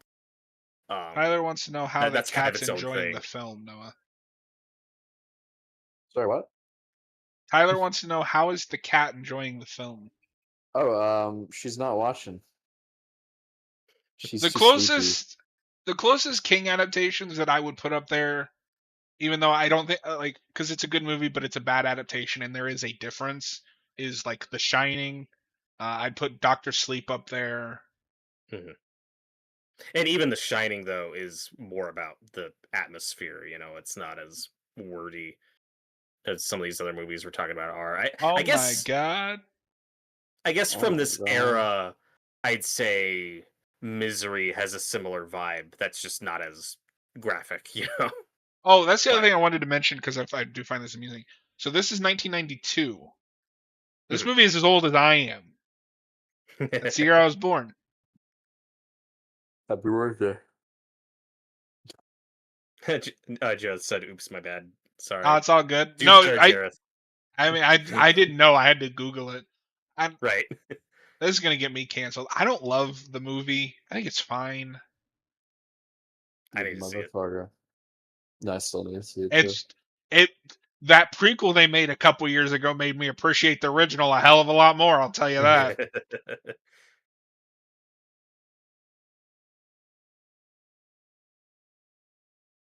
One thing we should also mention from Hellraiser 2 that I like about it, it's what I call the first film in the duology of sequels to movies where the title of the original movie is the subtitle of the second one.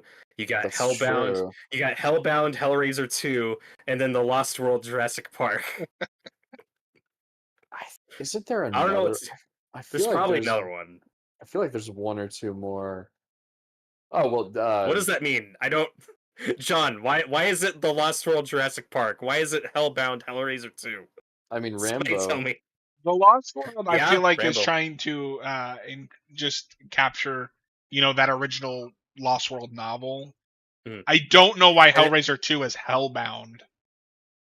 Well, I mean the book's the Hellbound heart, but Right, but I don't know they why could it's have just Hellbound colon Hellraiser 2 and not right, just yeah. Hellraiser 2 Hellbound. Like, this is Hellraiser 3 colon Hell on Earth, which is a great Mhm. subtitle.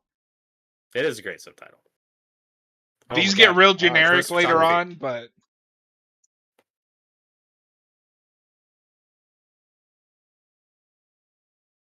yeah, see, already we're at Pinhead. Remember Pinhead? Here he is.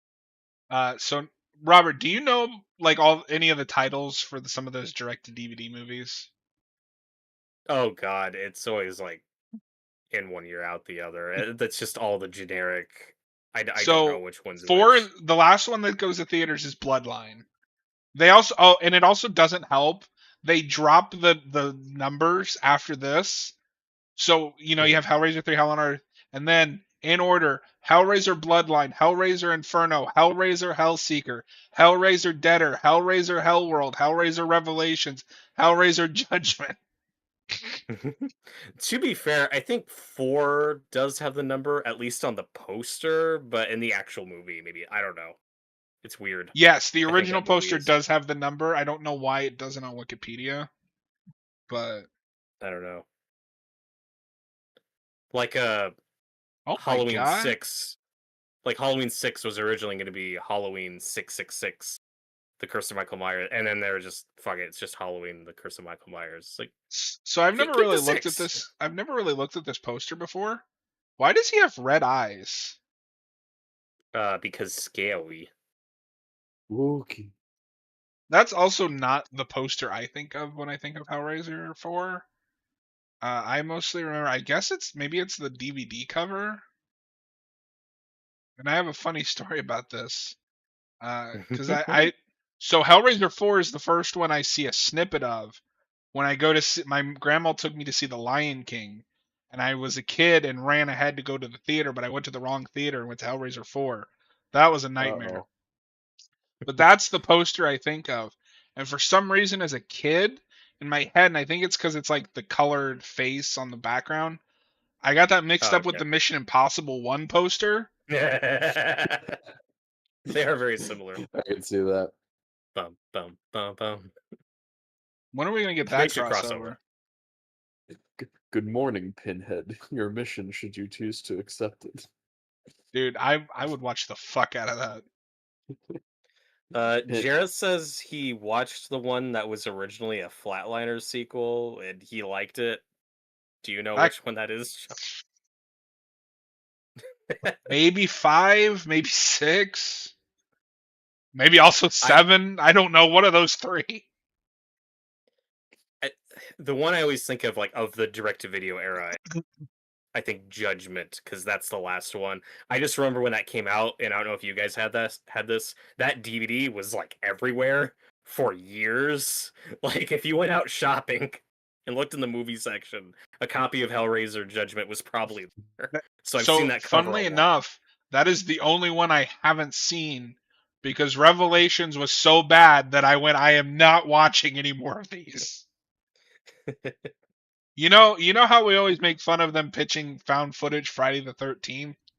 Well, found footage Hellraiser exists, and I have sat through it. Yeah.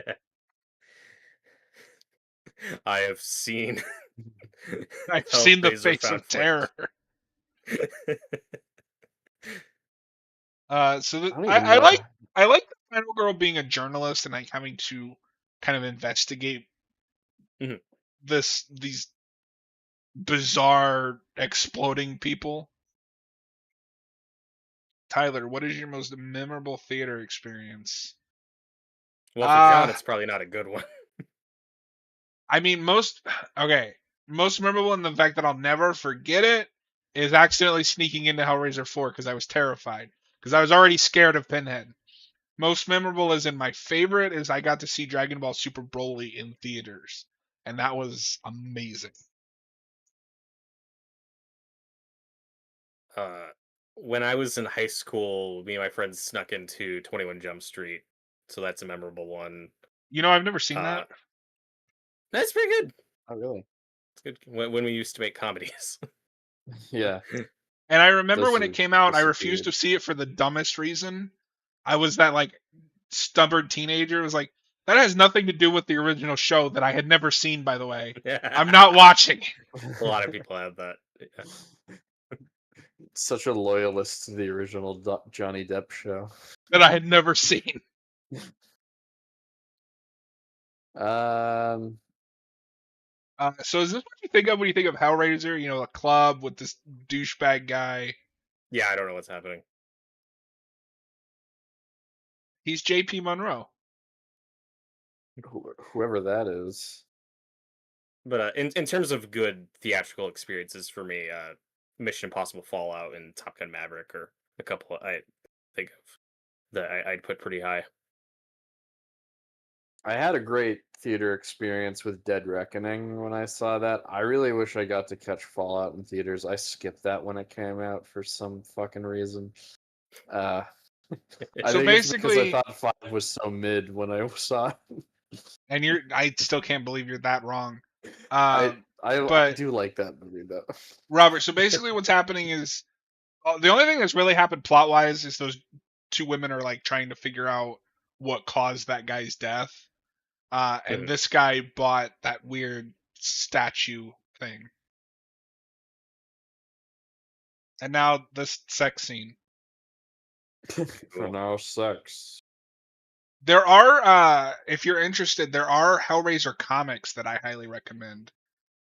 That is a much better. We got Clive Barker to come back and work on a Hellraiser book for Boom. Kirsty becomes the new Pinhead.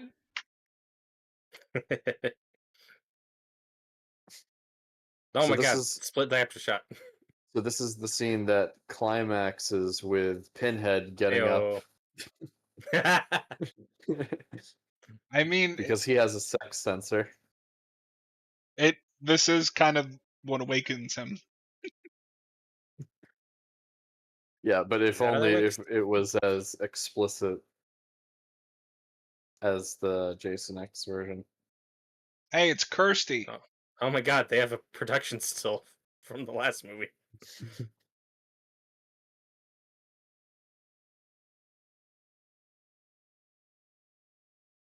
But no, like I like this movie.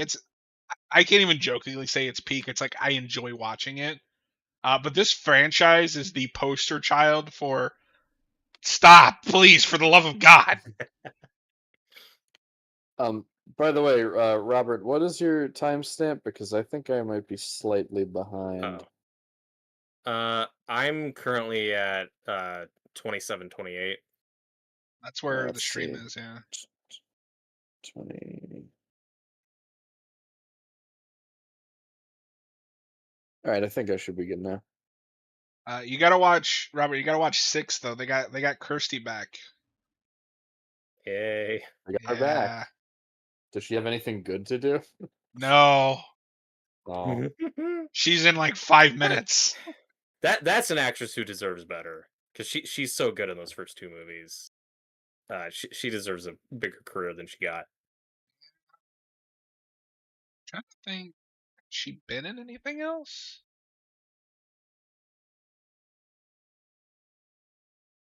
Oh my God. So on Wikipedia, there's concept art for one of the failed reboots. This is atrocious. Oh no. this guy always has a lit cigarette in his mouth. Yes. Sorry. Wait, what? Oh wow. What the fuck? Cool.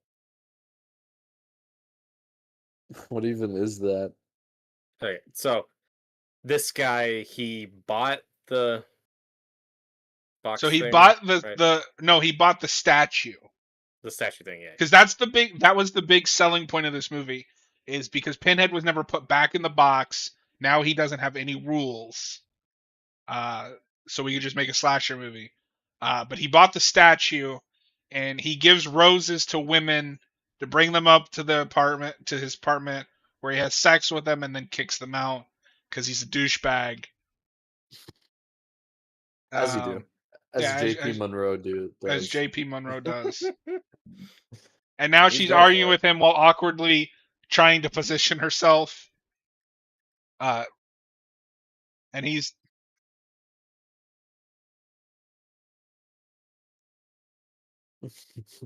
Oh god. Uh-oh. Uh-oh. You shouldn't have stood right there. Oh, Don't do that. don't you know? Oh my god, the chain coming out of his mouth.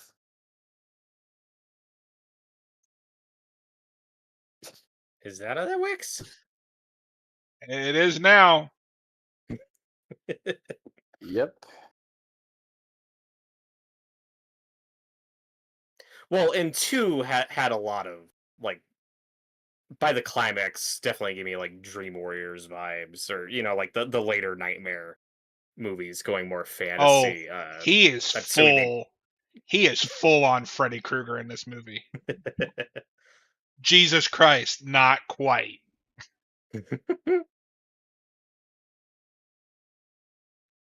That is kind of a funny line. Yeah. I will admit. Well, what really sells this movie and sold most of these direct-to-DVD videos is even if it's bad, they get Doug Bradley back. He shows up. He steals the scene. I'm sure it hits a point where it's like just watch the scenes with him on you. There's probably like a 30-minute YouTube compilation of like every Doug Bradley scene from most of these sequels you could watch. That's all you need. I mean, you hit Yeah, that maybe immediately so. at 5 because he's not in it until the last 5 minutes of 5. And that becomes the formula.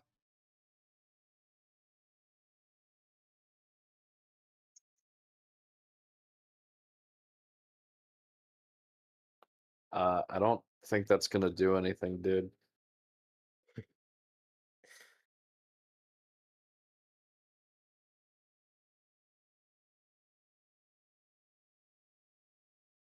Exposition. Backstory. This movie has it all. Just when you thought you knew everything about J.P. Monroe.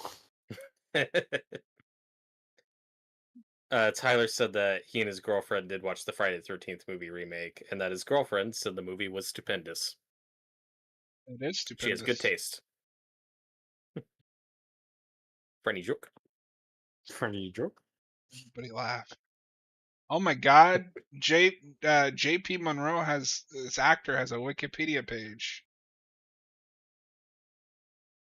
So the more I look at this makeup, the funnier it gets, because that's just Doug Bradley just sticking his head through a thing like at a carnival. Oh yeah. They just painted around. Is this the second best? At this point, it's the third best one because the remake is better.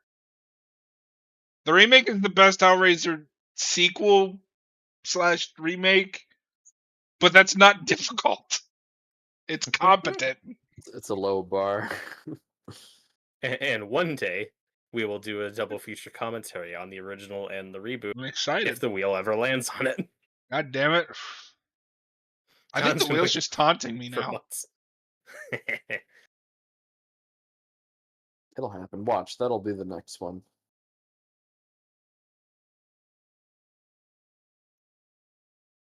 How did you hear them down, over the down. music? This movie doesn't make any sense. Guns are supposed to be loud, but do you guys ever have like a franchise that you've seen like all of, even though you're kind of ashamed that you've seen all of them? Halloween. Halloween.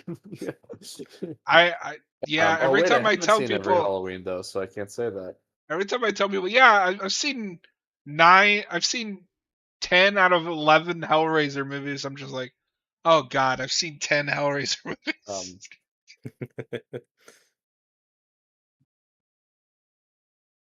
I mean, I guess Nightmare, but I don't know. I don't know. Even the worst Nightmare movie is better than some of the other.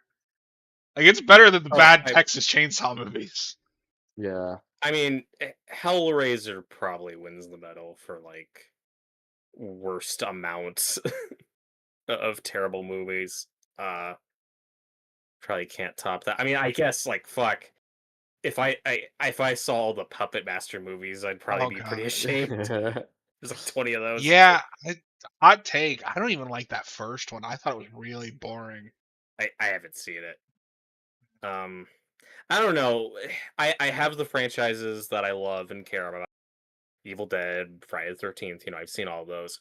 For franchises like this, I'm a bit more selective. Like I can tap out. It's not my goal to see every Hellraiser movie. It is now. You're on the channel. I'm gonna make sure.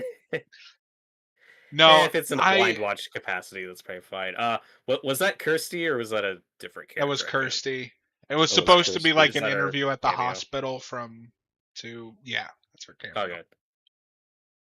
Yeah, there she is. Oh, that's something. Well, and Kirsty got a happy ending at the end of 2, so I don't need her back. But yeah, getting cameos is nice. I've definitely gotten that way nowadays. I'm in my 30s. I don't have time to sit through Hellraiser 7000 if it doesn't look good.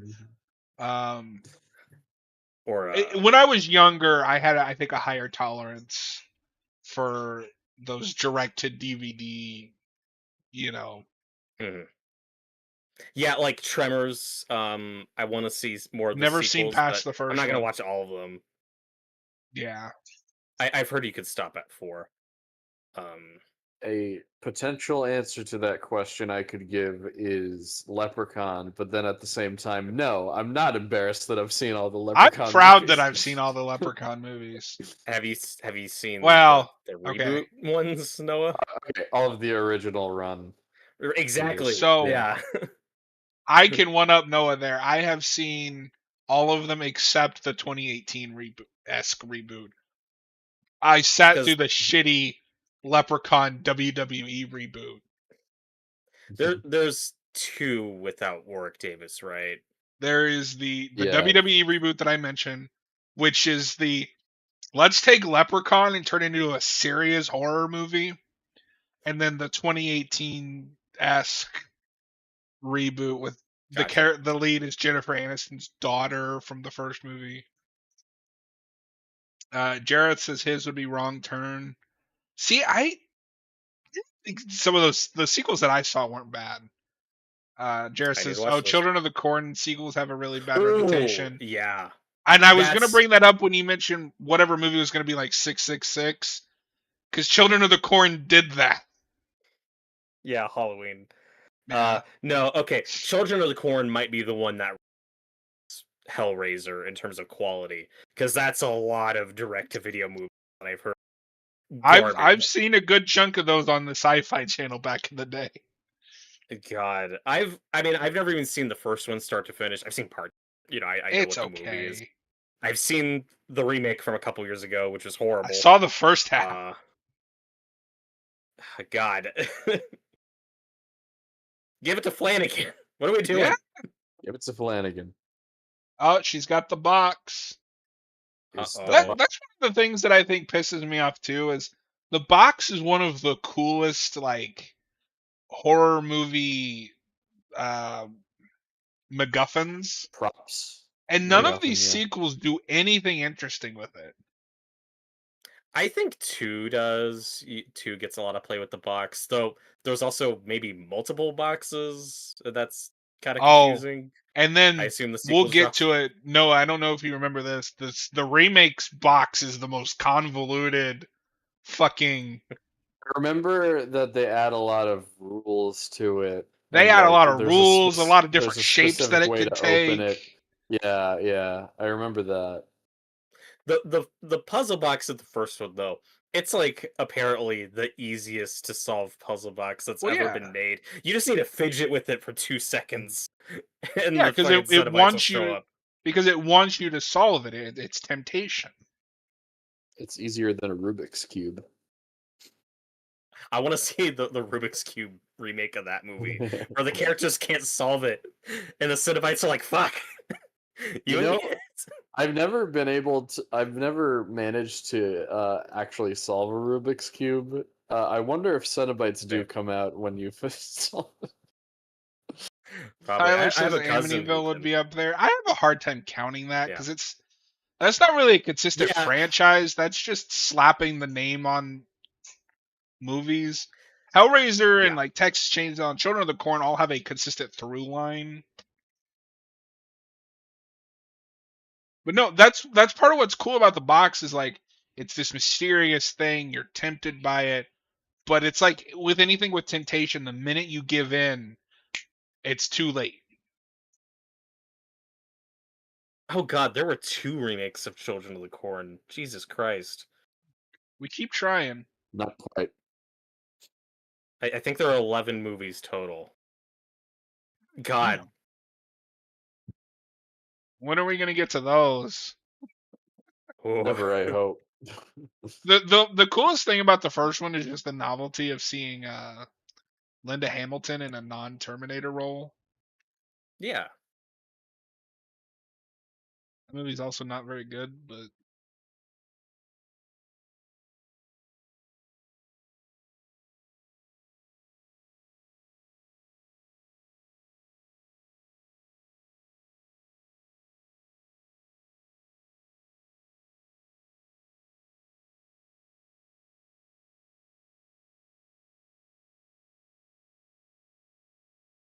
Okay, so with Amityville, in terms of like the official original movies, there's 8 total.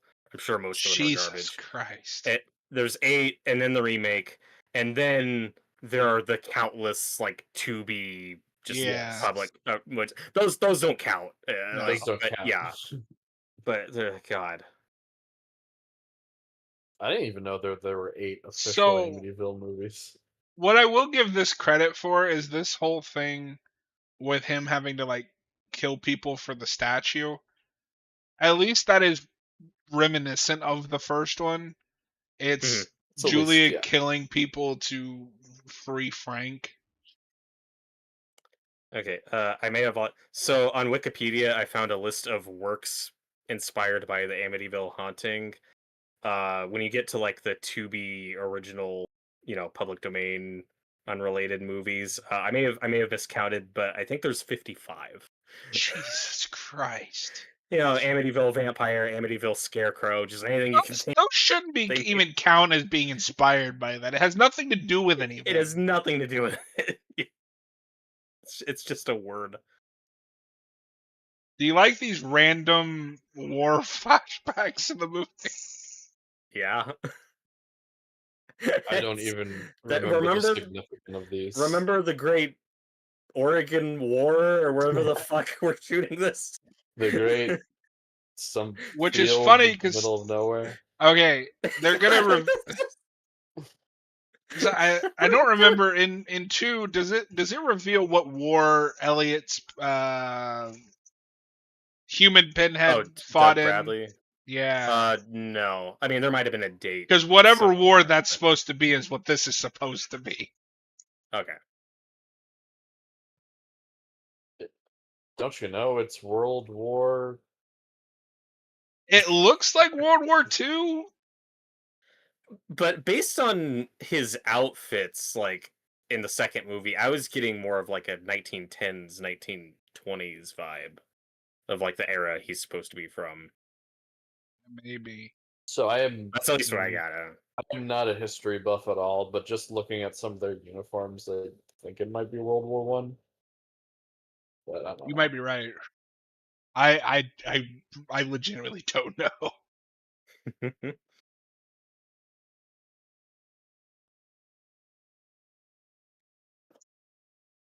Tyler, surprised Robert's pick for He Made Me Watch is all 11 Children of the Corn films. That's payback Oh, for God. 6 hours of The Stand. And I am stepping down from the channel as of today. I am also stepping down from the channel. From your own channel. You pull a stepfather, you just pack it up, move on. Start over later. Start a new channel. You shave your beard, start a new channel. Wait, who am I? Horror now? Haven.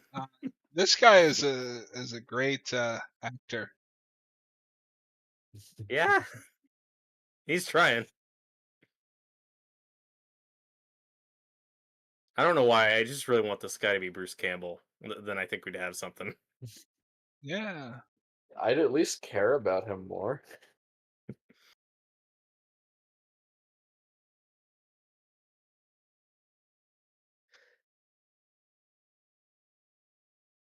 Oh, he said the thing.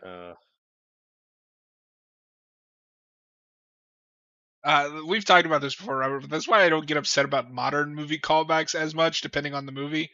This goes all the way back. Like, yeah.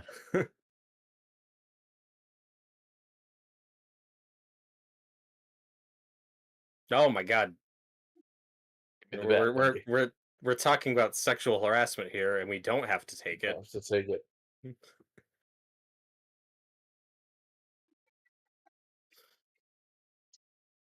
Yeah, I don't love the idea of doing this with Pinhead. Him being do you- the antagonist we have to feed victims to. It's a formula. We've settled into the formula, and no, but what I do like but is just it Pinhead was does never kind of that subvert character. the trope. Mhm. 'Cause she's not the one that's going to become the victim. Mhm.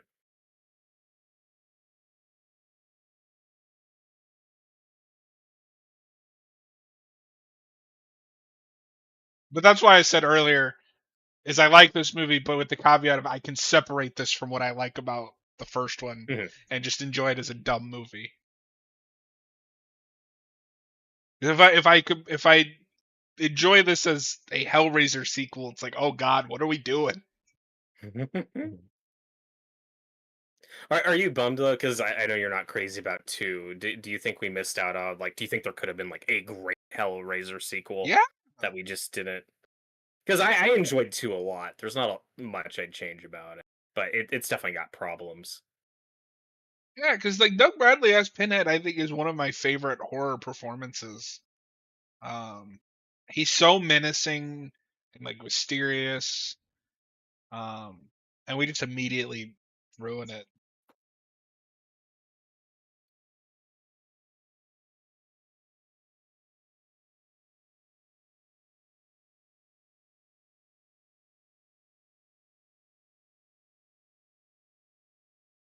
And there are things I legitimately like about this. You know, he is still the tempter, the smooth talker that, you know.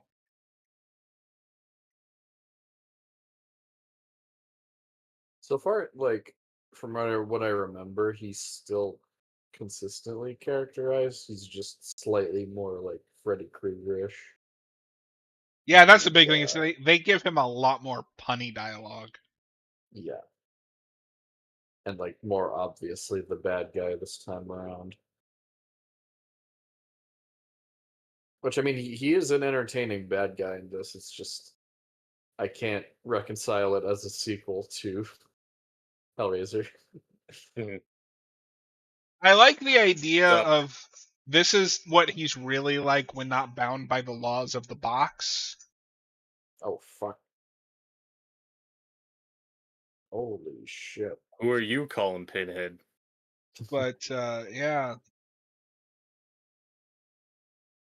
Oh no! Like, oh, what's his Oh my face? god.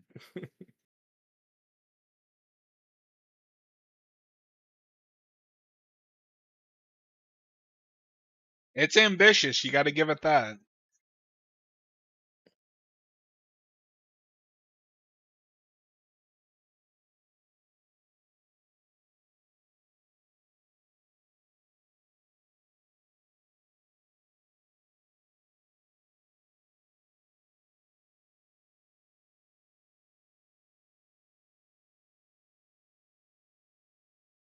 Heyo. There he They're, is. they're back. Yeah, and He's back. everyone else who was stuck in the thing is just dead. I don't know. Yeah, because he's got to make all new I don't know. Cenobites. Do you know the backstory of any of those Cenobites? Like the original ones? Not really. I just know The the idea that they're Chatterer all was just like guys. a 12-year-old boy that opened the box. Okay, Now, yeah, they did cast him really young. I thought that was a some of weird those choice. backstories are fucked. Like the lady Cenobite was a nun. I mean, the Chatterer, the guy, he's great. Oh my god! No, he's my second favorite. And then you got Butterball or whatever. Butterball. That's the thing. He gets so worked up. Clive Barker, or whatever. It's like, oh, I don't like the Pinhead name. That was stupid. It's like you called one of them Butterball. Pinhead's not that stupid in comparison. And sorry, but just lead Cenobite is lame. Yeah, I don't know. It's one of those things where I don't need him to be called Pinhead in the movie, but like I'm fine with it as a nickname. It's just Yeah. he's Pinhead. Yeah, That's what we call him. he's I good. don't even mind his canon name being the Hell Priest. I think that's a cool name. Yeah. But fuck you, if you name him the lead Cenobite, fans are gonna come up with something different. Tyler, bit of an off-topic question, but who do you think gives the best performance in 2025 so far? Oh Of what God. I've seen, Michael B. Jordan and Sinners, man. Basically everybody in Sinners. Yeah. Yeah, just across the board. I gave special shout out to him because he's playing two very different Yeah. characters. Yeah. For something I've seen recently, I'll shout out Sally Hawkins in Bring Her Back. She's I really haven't good. seen Oh, that cool. yet. I didn't know she was in that. The two that I'm like holding on. The reason I was holding off on that is the two big ones that I want to see is Tom Hiddleston in Life of Chuck and Yeah. whatever her name is in Bring Her Back? Bring Her Back. Yeah. But man, I was just like, I've always known Michael B. Jordan was a good actor. I was blown away by just how good he is in that movie. He's really good. Oh my God. And this is journalist lady, Yes. right? She's our final girl. Which, I mean, she's not bad. Jareth, I'm making a watch list of 1995 movies for my birthday. Any suggestions? Oh God. 95. Well, now I'm blanking. What came out that I year? always think Scream was 95, but that's 96, right? Think so? I don't even know what the hell came out in 1990.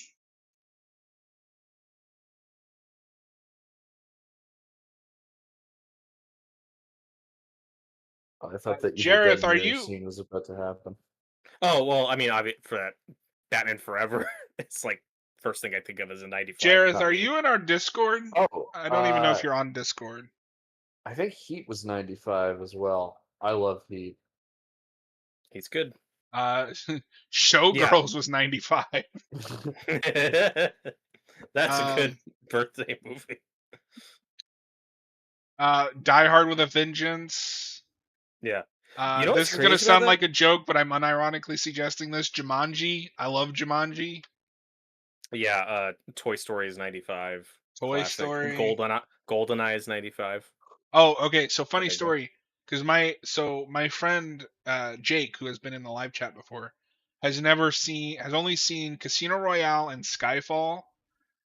So I showed him the trailers for GoldenEye and The World Is Not Enough, and he's like, "These are the exact same movie," and I thought that was really funny.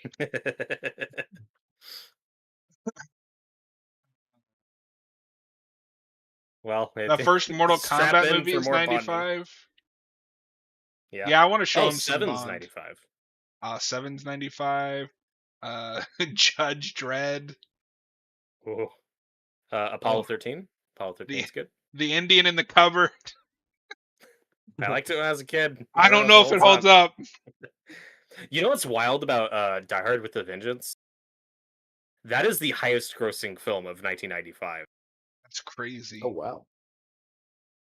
That feels so strange with Jareth, the state of that no, franchise. I don't know what that is. Don't know what is. You know what's crazier about Die Hard with a Vengeance? That's originally a Lethal Weapon script. Oh yeah. Well, that becomes the Die Hard formula for a while. It's like another script or story we just adapt with John McClane and just make it a Die Hard. Well, I mean, movie. if you're Noah, Die Hard 2 is the best in the franchise. So. Oh. This is something I totally said before, and I mean it. Oh wait, do you not know what Discord is? Is that what you're saying? Oh, Discord's just how we hang out. It's free. You can just make an account. I don't know how well it holds up. I liked it as a kid. Tom and Huck came out that year. John, do you want to post the Discord link in the live chat? Can you do that? Yeah. To Haven of Horror. I think you should be able to do that. Because you do need an invite link. Like, it's not easy to find specific servers on there. So we're getting more backstory for Pinhead. For Doug Bradley. Tyler, nobody should recommend Halloween 6. Oh. No. So, John, you've seen most of these movies. Do we do more Pinhead flashback stuff in later sequels? No. So there is a formula. I guess there is fine. a very specific formula. No. So the formula for the direct-to-DVD movies is a character goes through a lot of weird shit. You don't know what's happening, and then Pinhead shows up at the end and reveals that he was behind everything. That is the formula. I kind of wish though these went the Saw route where like Doug Bradley keeps getting older, but we keep doing flashback movies. No, I think this is the last movie we even mention Elliot Spencer. Gotcha. The other thing, I don't remember how much of this is into, but I find it also is really weird and overcomplicates things, that the original guy is like a separate personality from Pinhead. That starts in 2. I don't really like that.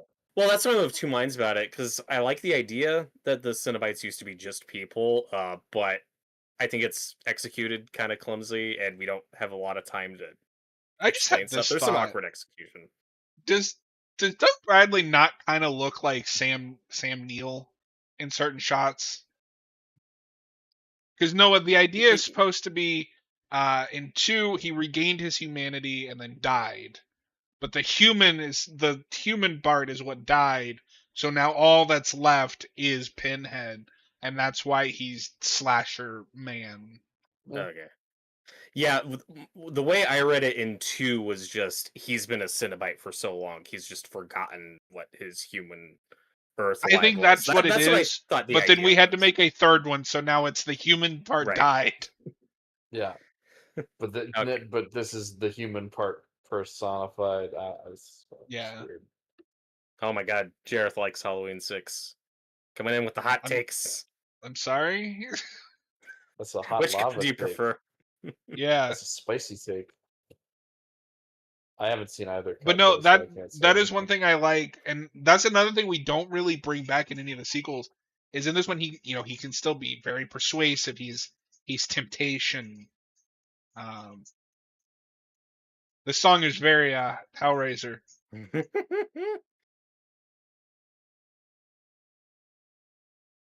Remember we were talking about the first one, like was very serious, like it's adult literature Yeah, brought to the big screen. It's very that's artistically very done. important to remember during this movie. Oh, yeah, keep that in mind in a little bit. And about and I like the baby.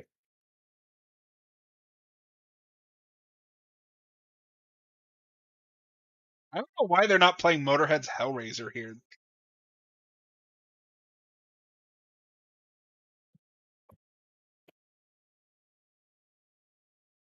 Oh my god.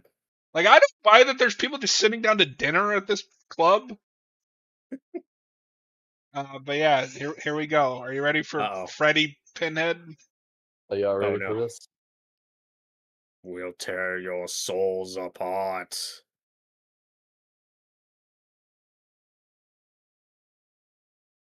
Hey, it's up.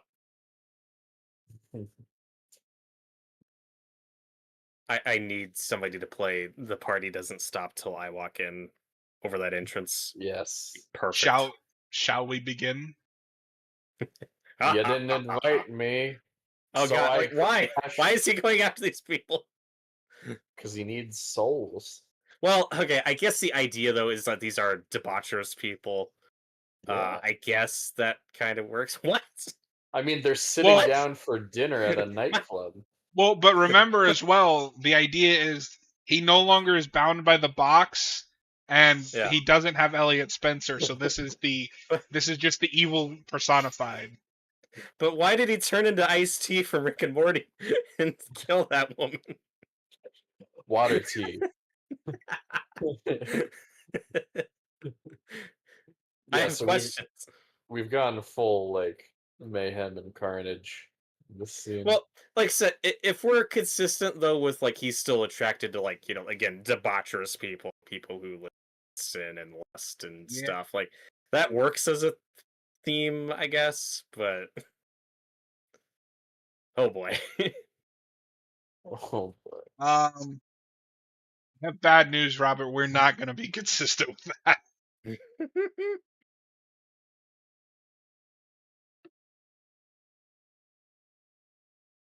And also the chains, which were in the first movie just chains, are now slasher weapons.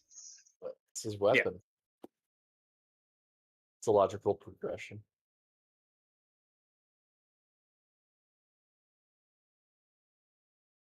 I don't mind the idea of like, we've unleashed this thing that is pure evil. But then if he's going to be pure evil, I don't know that he should be cracking jokes at the same time. He's just having a good time. No, I mean that is why I enjoy this movie because he is just Mhm. having a good time, and I think Doug Bradley is having a good time making it.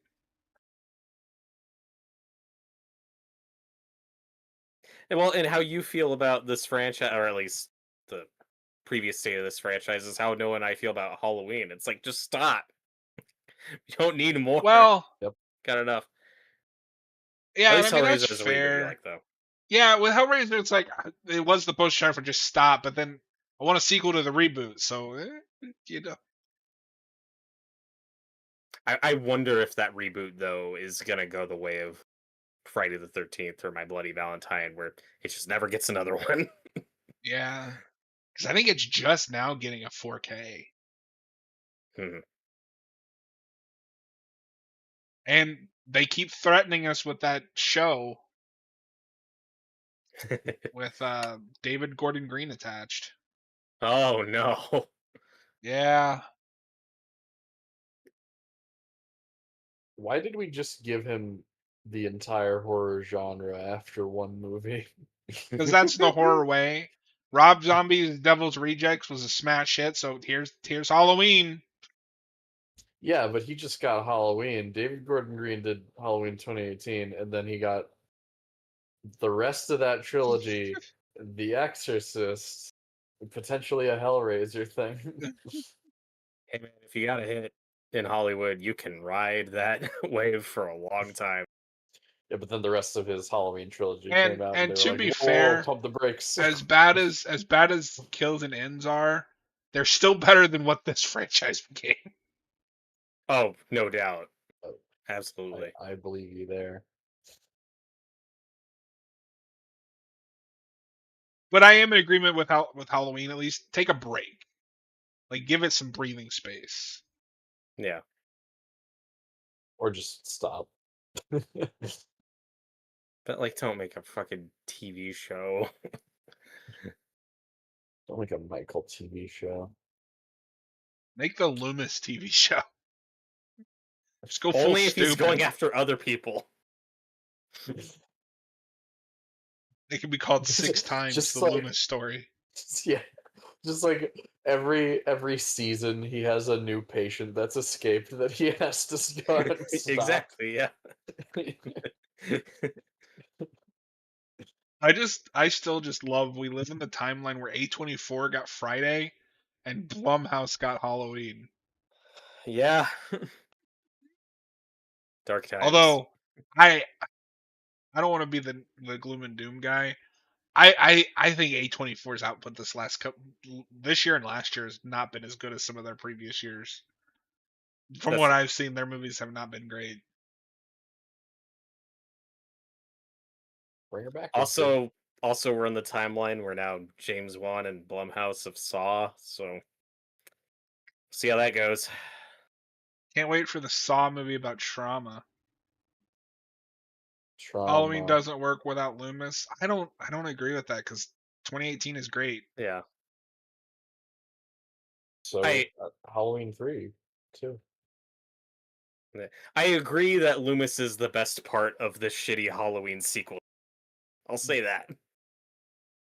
I do like He's the always fun to creativity with some of the kills in this though. Like you see that guy with like the pool ball Yeah. stuck in his mouth. How did that happen? Yeah, Oh, I God. appreciate that. It's just an orgy of death. I'm liking this movie more than I remembered. No, like it's just a dumb slasher movie. I can enjoy it on that level.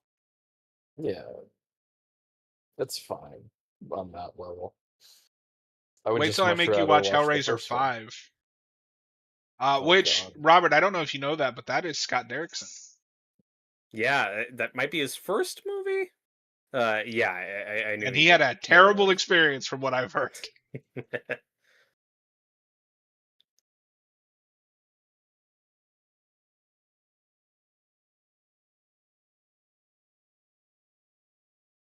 I don't love Derrickson, but he's decent. Yeah, I haven't seen it, but I don't blame him for how that turned out. He probably did the best he could. No, I don't hold him or any of those directors accountable for any of those direct-to-DVD. It's usually not their schlock. scripts, you know. Yeah. It's just work for hire jobs with no money. But And even they're like overbearing. his great movies, like we reviewed Sinister a couple years ago. That is a movie that lives and dies sorely on the gimmick. I do like The Black Phone a lot. Black Phone, I think, is his best movie Yeah, I agree with that I've that. Oh, seen. why is his head upside down? Okay, now are you ready for the world's longest chase sequence? Oh, I thought you were gonna say monologue, and I was like, oh. No, he 30 does get a monologue really coming up. long monologue later, but It is nice to see. Do you think this is the one where he gets the most screen time? yes, it's this or four. This or four. Well, that's something. because he's great. Yeah, because like that's the thing is this is dumb dialogue, but it's dumb dialogue delivered really well. They've even I don't know if you've noticed this, but they've taken away the modulation on his voice. Mhm. You know, I can't even say if the dialogue's good or not because he's delivering it like it's goddamn Shakespeare. Oh yeah. I love that. Don't debate with me, girl. No, it's not.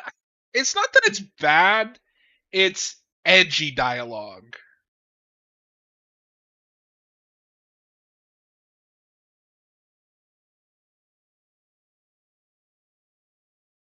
It's weird. As graphic as this movie is, it also feels weirdly more like juvenile than the first one was. No, it is Uh, because it is. Because it's a slasher movie. Yeah. So you know Well, how most slasher movies, the chase sequence starts in the last maybe 10 minutes? We've got Mhm. maybe 30 minutes of movie left, and the rest of it is going to be him chasing her through the goddamn city. Yay. Oh my god, she ran into a Universal stunt show. Oh no. Oh It's jeez. also it's more graphic or as graphic as that first movie, but but the graphic stuff comes from shit like that.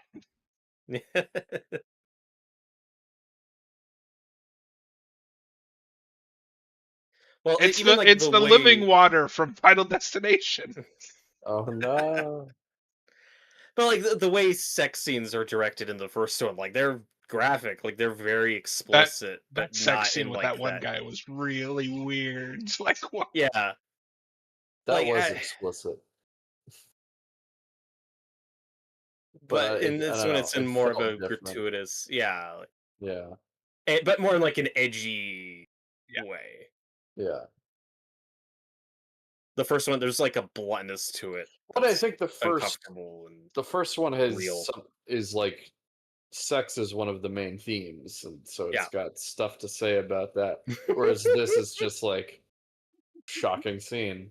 Also, this is amazing. Yeah. this is great. I don't know how Austin hated this movie. It's so stupid. Run Okay. faster, lady. Yeah, I changed my mind. This movie's good. We haven't even gotten to my favorite scene yet. This is another has to be a watch party movie for you I to think enjoy. I have a lot of those. Which is funny Mostly because movies he's that only John seen this in likes. watch parties. Oh my god, it's the Borg. From what I remembered, I was like, oh yeah, that movie's dumb. Yeah. You know how the Cenobite designs were like really cool and creepy? It's camera Cenobite. Yeah, I That is mean, my one complaint with this movie is that the side Cenobites suck. well, the idea of Pinhead coming back and creating more Cenobites, I think, is a cooler concept than how it's being executed. And that's When a he just problem for the rest of the movies. And do I ever get to see guy again? Uh, that's what he's called now. I think he's in Just like imagine that written out. Guy. here's Cenobite number 2, CD Man. I hope that's in the script. I I love think he's CD in guy. 4. Oh yeah, I've heard of CD Man. Yeah. Shoot them discs. Whoa. Whoa. Yeah. Noah's also come around on Predator 2, which is a better movie than this. Yeah. Yeah, probably. Probably. Oh god. I This don't know. guy. Next time I watch Predator 2, if I watch it alone, I could hate it again. John, can you make the short, please? Yes. Like, what the hell's wrong with that guy? Just clip out the context, just like every time Robert does that. Yeah. So, these are our new Cenobites. Epic? Question mark. Hey, this is the Friday movie you wanted. Slasher just going around the city. This is probably. I'm curious what city we shot in. because it's probably not New York. It's like Toronto or something. Isn't this just what you Freeze. always imagined from a Hellraiser sequel? Oh. Oh no. That is not even the That didn't same even look direction of lethal. this. Also, why is Alfred Molina here? Why are the Cenobite or That cop looks a lot Cenobites? Why are the Throw Cenobites? me the whip. Yeah, what's Why are they happening? bulletproof? Gasoline. They weren't in the last movie. Oh fuck. Oh god, I can't take him Of- seriously with that tube. Like he looks like the Of Borg. of the three of these, I think the cameraman is probably my favorite. Eh. He keeps making camera Okay. puns too. Now, this is my favorite scene in the movie. My dad and I used to quote this all the time. Dramatic music playing. You remember how we said the dialogue was edgy? We're about to get full edgelord. This old guy's walking real fast. He's trying. He's trying. Are you What making are you fun of the doing? elderly? Yes. Robert hates the elderly, confirmed.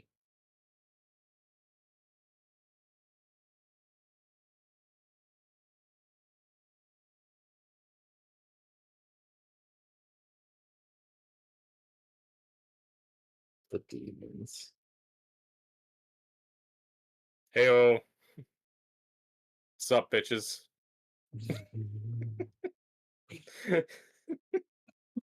Oh fuck. Hell yeah. Then what the fuck is that?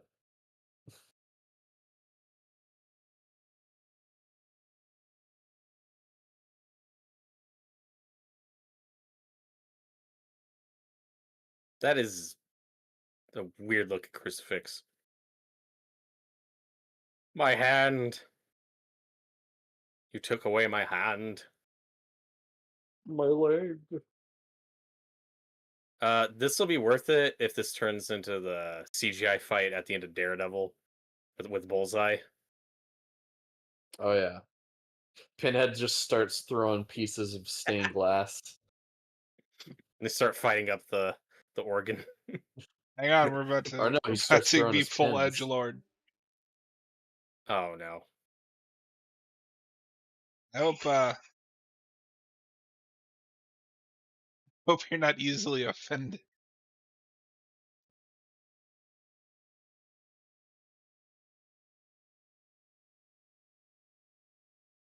Ow.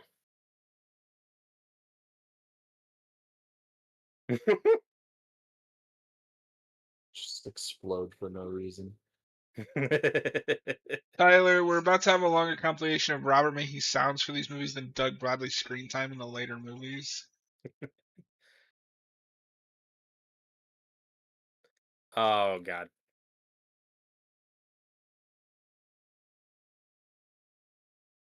Ah shit though.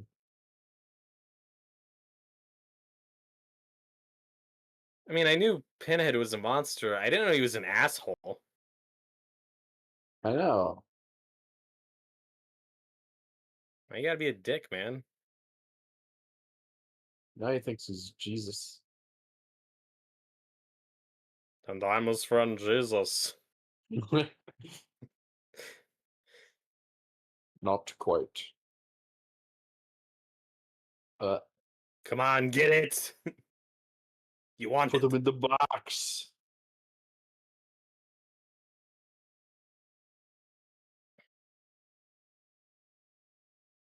That was a weird Her cut. name's Joey.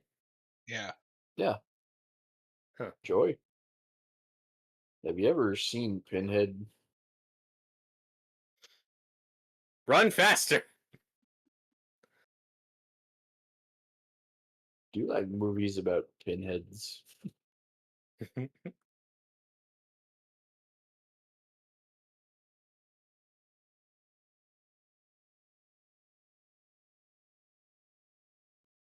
Oh no. Oh no.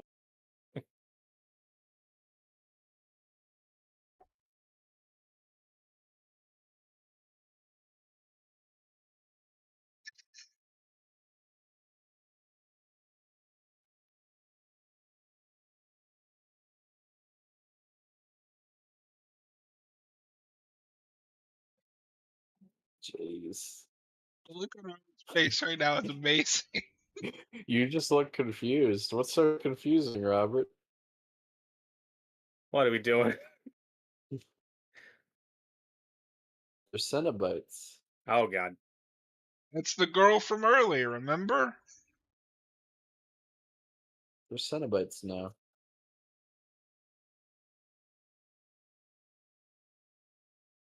Ow.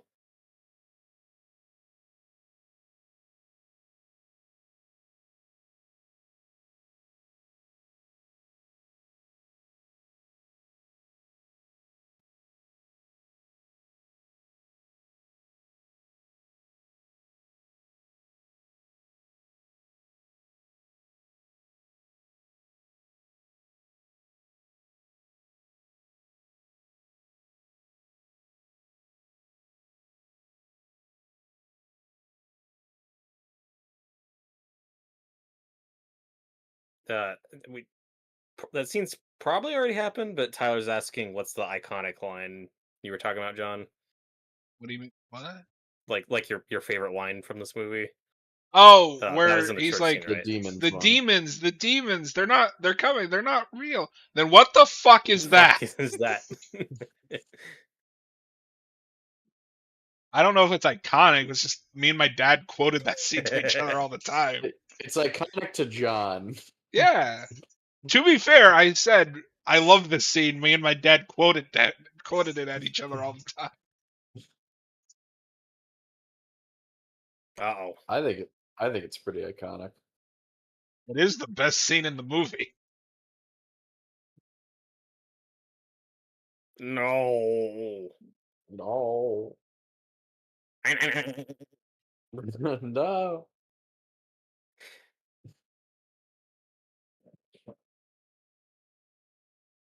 They'll be back in space.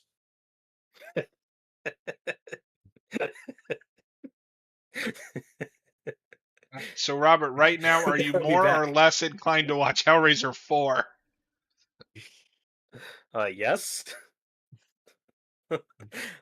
Like Frosty the Snowman, they'll be back someday.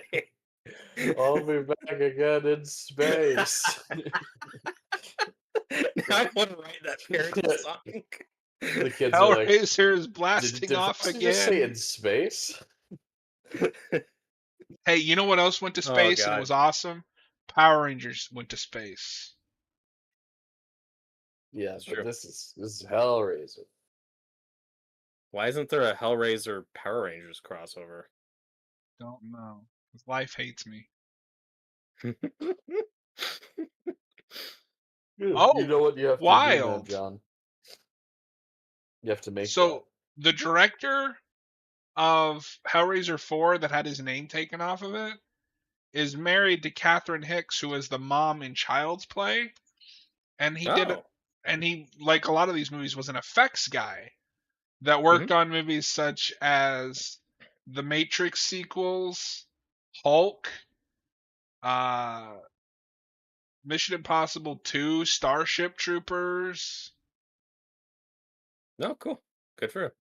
That's pretty common for these franchises with the sequels, where you'll get somebody who has like an effects background, what will get promoted and Oh, get the job he to is the try to direct. designer and executor of the Chucky doll. Wow, that's Oh awesome. wow! So that's the common theme between these two movies too, is they were both directed by former effects guys. No, not this one. He directed 4 and then had his name taken off of it. No, I'm talking about this and Jason X. Oh yeah. Yeah. Wait, what? Oh, What the okay. hell? I think I see what you're saying. How do you do that? Robert, Like, it wasn't a full 90 minutes. We had to keep going. Well, I was expecting a reveal, but I was expecting him to take his skin off. Because that's what we did in the other two movies. No, he just Spinhead. Fuck you. You can shapeshift. Like I could tell where that scene was going. Like, oh fuck, I made a horror take, but I think he's this just a is a shapeshifter now? mistake. The makeup looks weird in the daylight like this. Yeah, this is such a weird setting. What are we doing? This looks like a Lifetime movie.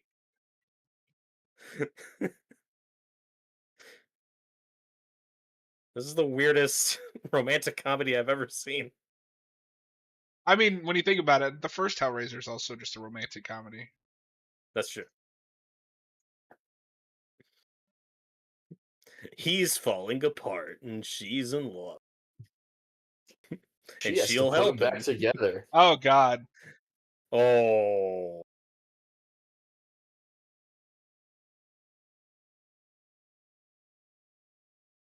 Oh my god, it's his other half. How the turntables. Littles. Yeah, this is where I'm like, I don't know what's happening.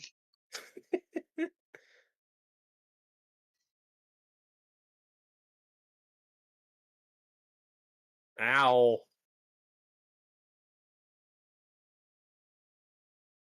But like what? Ah, jeez.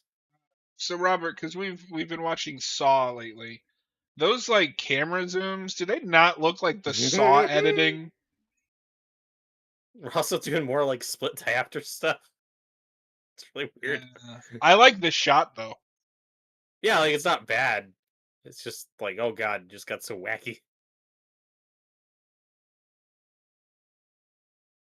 And yeah, Pinhead having like a dual personality, good side, bad side. I'm not digging that choice. I don't like that choice, yeah. For Pinhead. I mean, Yeah, but I mean, I have that problem going back to the second one. Well, like I said, in 2, I read it as, oh, he's just been a Cenobite for so long. He's just forgotten what his human life was. Oh, God. That's a cool little effect, creature. Puppet.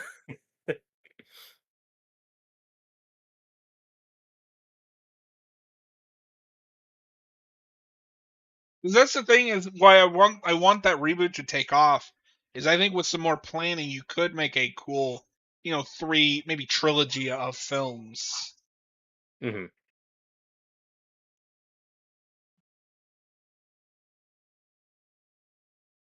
But none of this was planned. It was just we need money.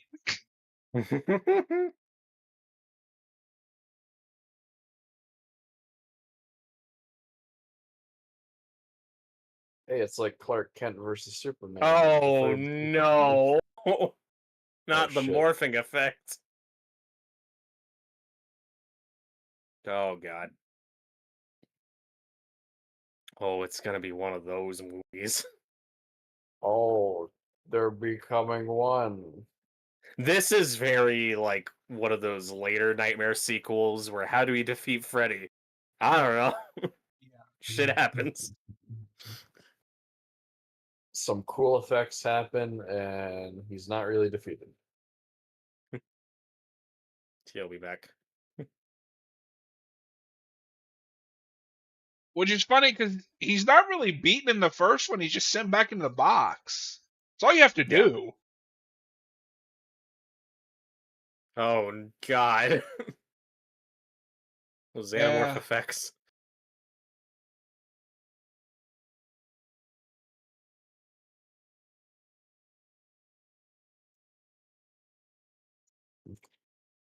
Pinhead, walk faster. I can't. It's fucking No. dress I'm wearing. John, he's a Can't move my slasher villain legs. now. He has to move slow. Ow.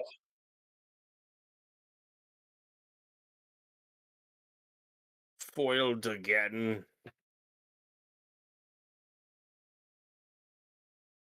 You want to reread that boom stuff and like finish it.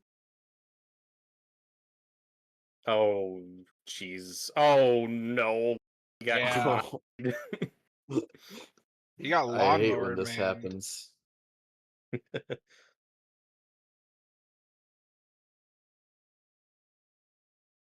Well, that was fucked up. Who's for Chinese? Well, that just happened. And that just happened. Well, one thing I want to mention earlier, though, with that first Hellraiser movie, you know, it's very gritty, it's very serious and kind of melodramatic, but it takes itself very seriously. I could also picture a version of that movie, like a Stuart Gordon, you know, like the From Beyond Reanimator guy, where it's like full camp, and we're already kind of going to those wacky places. Yep. I call it the Ed phasing out Clive Barker effect. Because I think, like, he let them use his name, Clive Barker Presents. But I think this is the first one where he's just like an executive producer, and they slapped his name on the poster. Because then 4 is the one where he's like, And then yeah, 4, I think, wouldn't even like, wipe my he's ass with initially this. He might have been initially involved. Yeah, it's the box is a building, Robert. Oh my god. I should have seen that coming.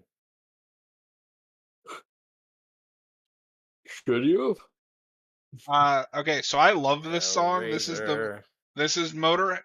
This is such a weird song. This is Motorhead's cover of Ozzy Osbourne's Hellraiser, which was originally written by the frontman of Motorhead. Oh. So really it's like a reclaiming of the song. Basically. And they did a music video for this song, which is awesome. It's Lemmy playing poker with Pinhead. No, I love this song. Robert, I don't remember. Are you keeping a ranking for these? Because I have been. No, I keep forgetting. So I like this movie. It's somewhere. This is lower on the list. So this was our 10th made me watch. This is number 9. Wow. It's right under Doom for me, but sorry, Robert. I like this better than Maximum Overdrive. Wow. Well, I get that. I Maximum Overdrive is really funny at the beginning, and then it loses steam it peaks quick. Early. Yeah. This peaks late. So what did you think, Robert? This over Doom. I don't know. I think it's a step down from the first two, but it has its moments. I like the schlock. It's a step. I'll give it on that. On a technical level, it is a step down from 2, but I don't like 2, so it's whatever. But yeah, no, like 1 is up here. The rest of them are like down here. I think it's a good watch party movie. That's funny moments. Did you have a better second viewing? I did. This is another watch it with people that like it type movie. So me. Yes. Yeah, because like I praise this movie. I gave it like a 3, and that's me being generous. Out of 5. Out of 5 to be specific. All right, Robert. What is your pick? Yeah, so I am going to make. I think this is a film neither of you have seen, but obviously correct me if I'm wrong. I was bouncing back and forth from a few different options, but what I think I'm going to go with is I am going to make you guys watch When a Stranger Calls from 1979. I'm pretty sure John hasn't seen that. I haven't seen that. I've seen part of the remake, I think. Yeah, it's been on my list for a while, but I've not seen it. You don't have to ask if Noah's seen a movie. The answer is no. So this one, and we won't get to it for a few weeks because we got other stuff we got to do. And B, it's currently on Tubi, Amazon Prime, Peacock, so it's easy to watch. That's why I went with it. And we probably won't do it as a commentary. I think those will just be a review. Okay. So whenever we get to it, but I think it'll be an interesting discussion. The less you know about this movie, and I'm guessing you guys don't know a lot about it. Okay. I just know there's one thing I know. The originator of the calls coming from inside the house type. I was gonna type say, It's is not the this? originator of it. I was gonna say, one of is the this first. the movie? It's coming from inside the house. Yeah. It does. That's Black Christmas does that first. This is a few Right, years after but Black Christmas. this is the Okay. movie where specifically it's the there's dialogue. That's the big. The call is coming from. Okay, is there It's somebody an like big in the remake? oh probably. God, that's from 06. And I haven't seen the remake, but I've heard it's very different. I've heard it's not super Oh, close. Clark Gregg is in the remake, Weird. Oh, weird. Oh yeah, wait, yeah. and so is Katie Cassidy. There was also a '90s made-for-TV sequel. That's Of course probably there good. was. I mean, it does When a have the stranger calls back. best. Yeah, when a stranger calls back. Calls back. Of course, that's what it's called. Why does the woman on the poster look like Chloe from Smallville? I think you just have Smallville brain. Yeah. Oh, maybe you're thinking Katie Cassidy's in the remake. She's in a lot of horror movies. So is Tessa Thompson. Oh, weird. Must be an early role. Wild. Okay, I don't know if you looked at this. They got the actress from the original to come back for the TV movie. Yeah, I saw that. It's crazy. Never seen it. I don't know. But yeah, that the first movie, When a Stranger Calls, 1979, a very different horror movie. Like I said, the less you know about it going in, the better. I think it'll make for an interesting discussion. Yeah. Okay. It's kind of a divisive movie, and I get it. I'm not even gonna say I love that movie. I just think it's interesting. Yeah, well, we Interesting. gotta tackle it. But yeah, All that'll right, be a so fun that has review. been Tyler, the third movie, When a Stranger Leaves a Voicemail. When a stranger leaves a DM. When the stranger texts. Well, that has been our commentaries on Jason X and Hellraiser 3. What a weird double feature, but that's just how the cookie fell. That's that. Tonally, they got a lot in common. Yeah, Jason X was the better of the two, but yeah, I'd say so. No, I'm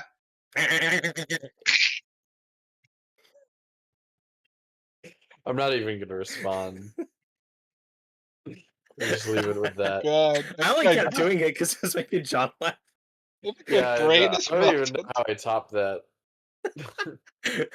Goodbye, everybody. There's no way to follow that up. So next week, Happy Friday the 13th. Happy Friday the 13th. For 7 more minutes on Eastern time. No, 30 more minutes. No, I just can't tell time. Yeah, 30 more minutes.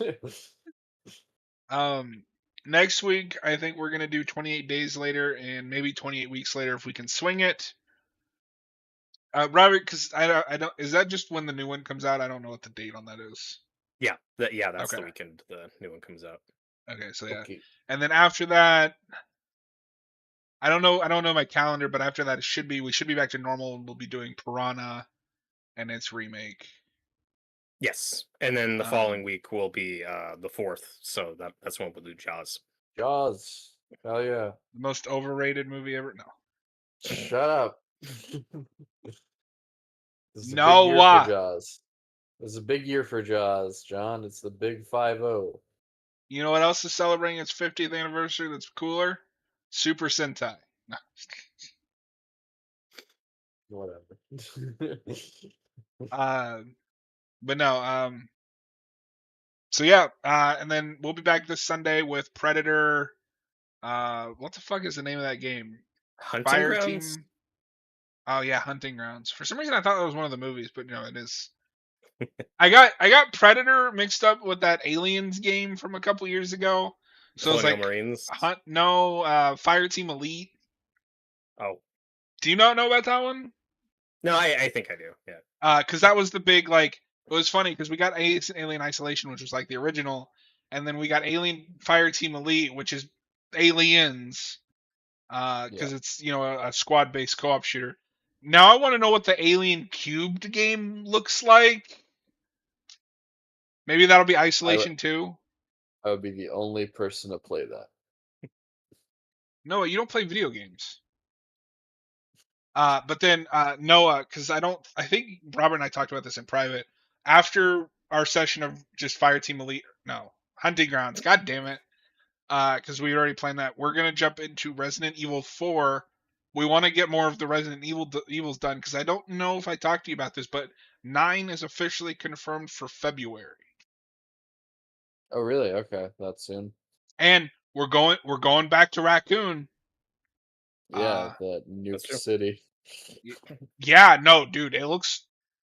For a minute there, I was like, "Oh, it's post-apocalyptic Resident Evil," but it's just because Raccoon City's in Raccoon City wasteland. Yeah. Cool. But anyway, Robert's gonna strangle me through the camera if I don't end this. So we will see you guys Sunday. Robert, I'm looking forward to playing a game with you again. We need to just sit down and do that more often. Yeah. I'd still like to do Ash vs. Evil Dead one more time as just a funeral farewell stream to that game. That's not a game. Well, Evil Dead the game, whatever it's called. Fuck you. Get it right. Have a good night, everybody. What? Have a good night.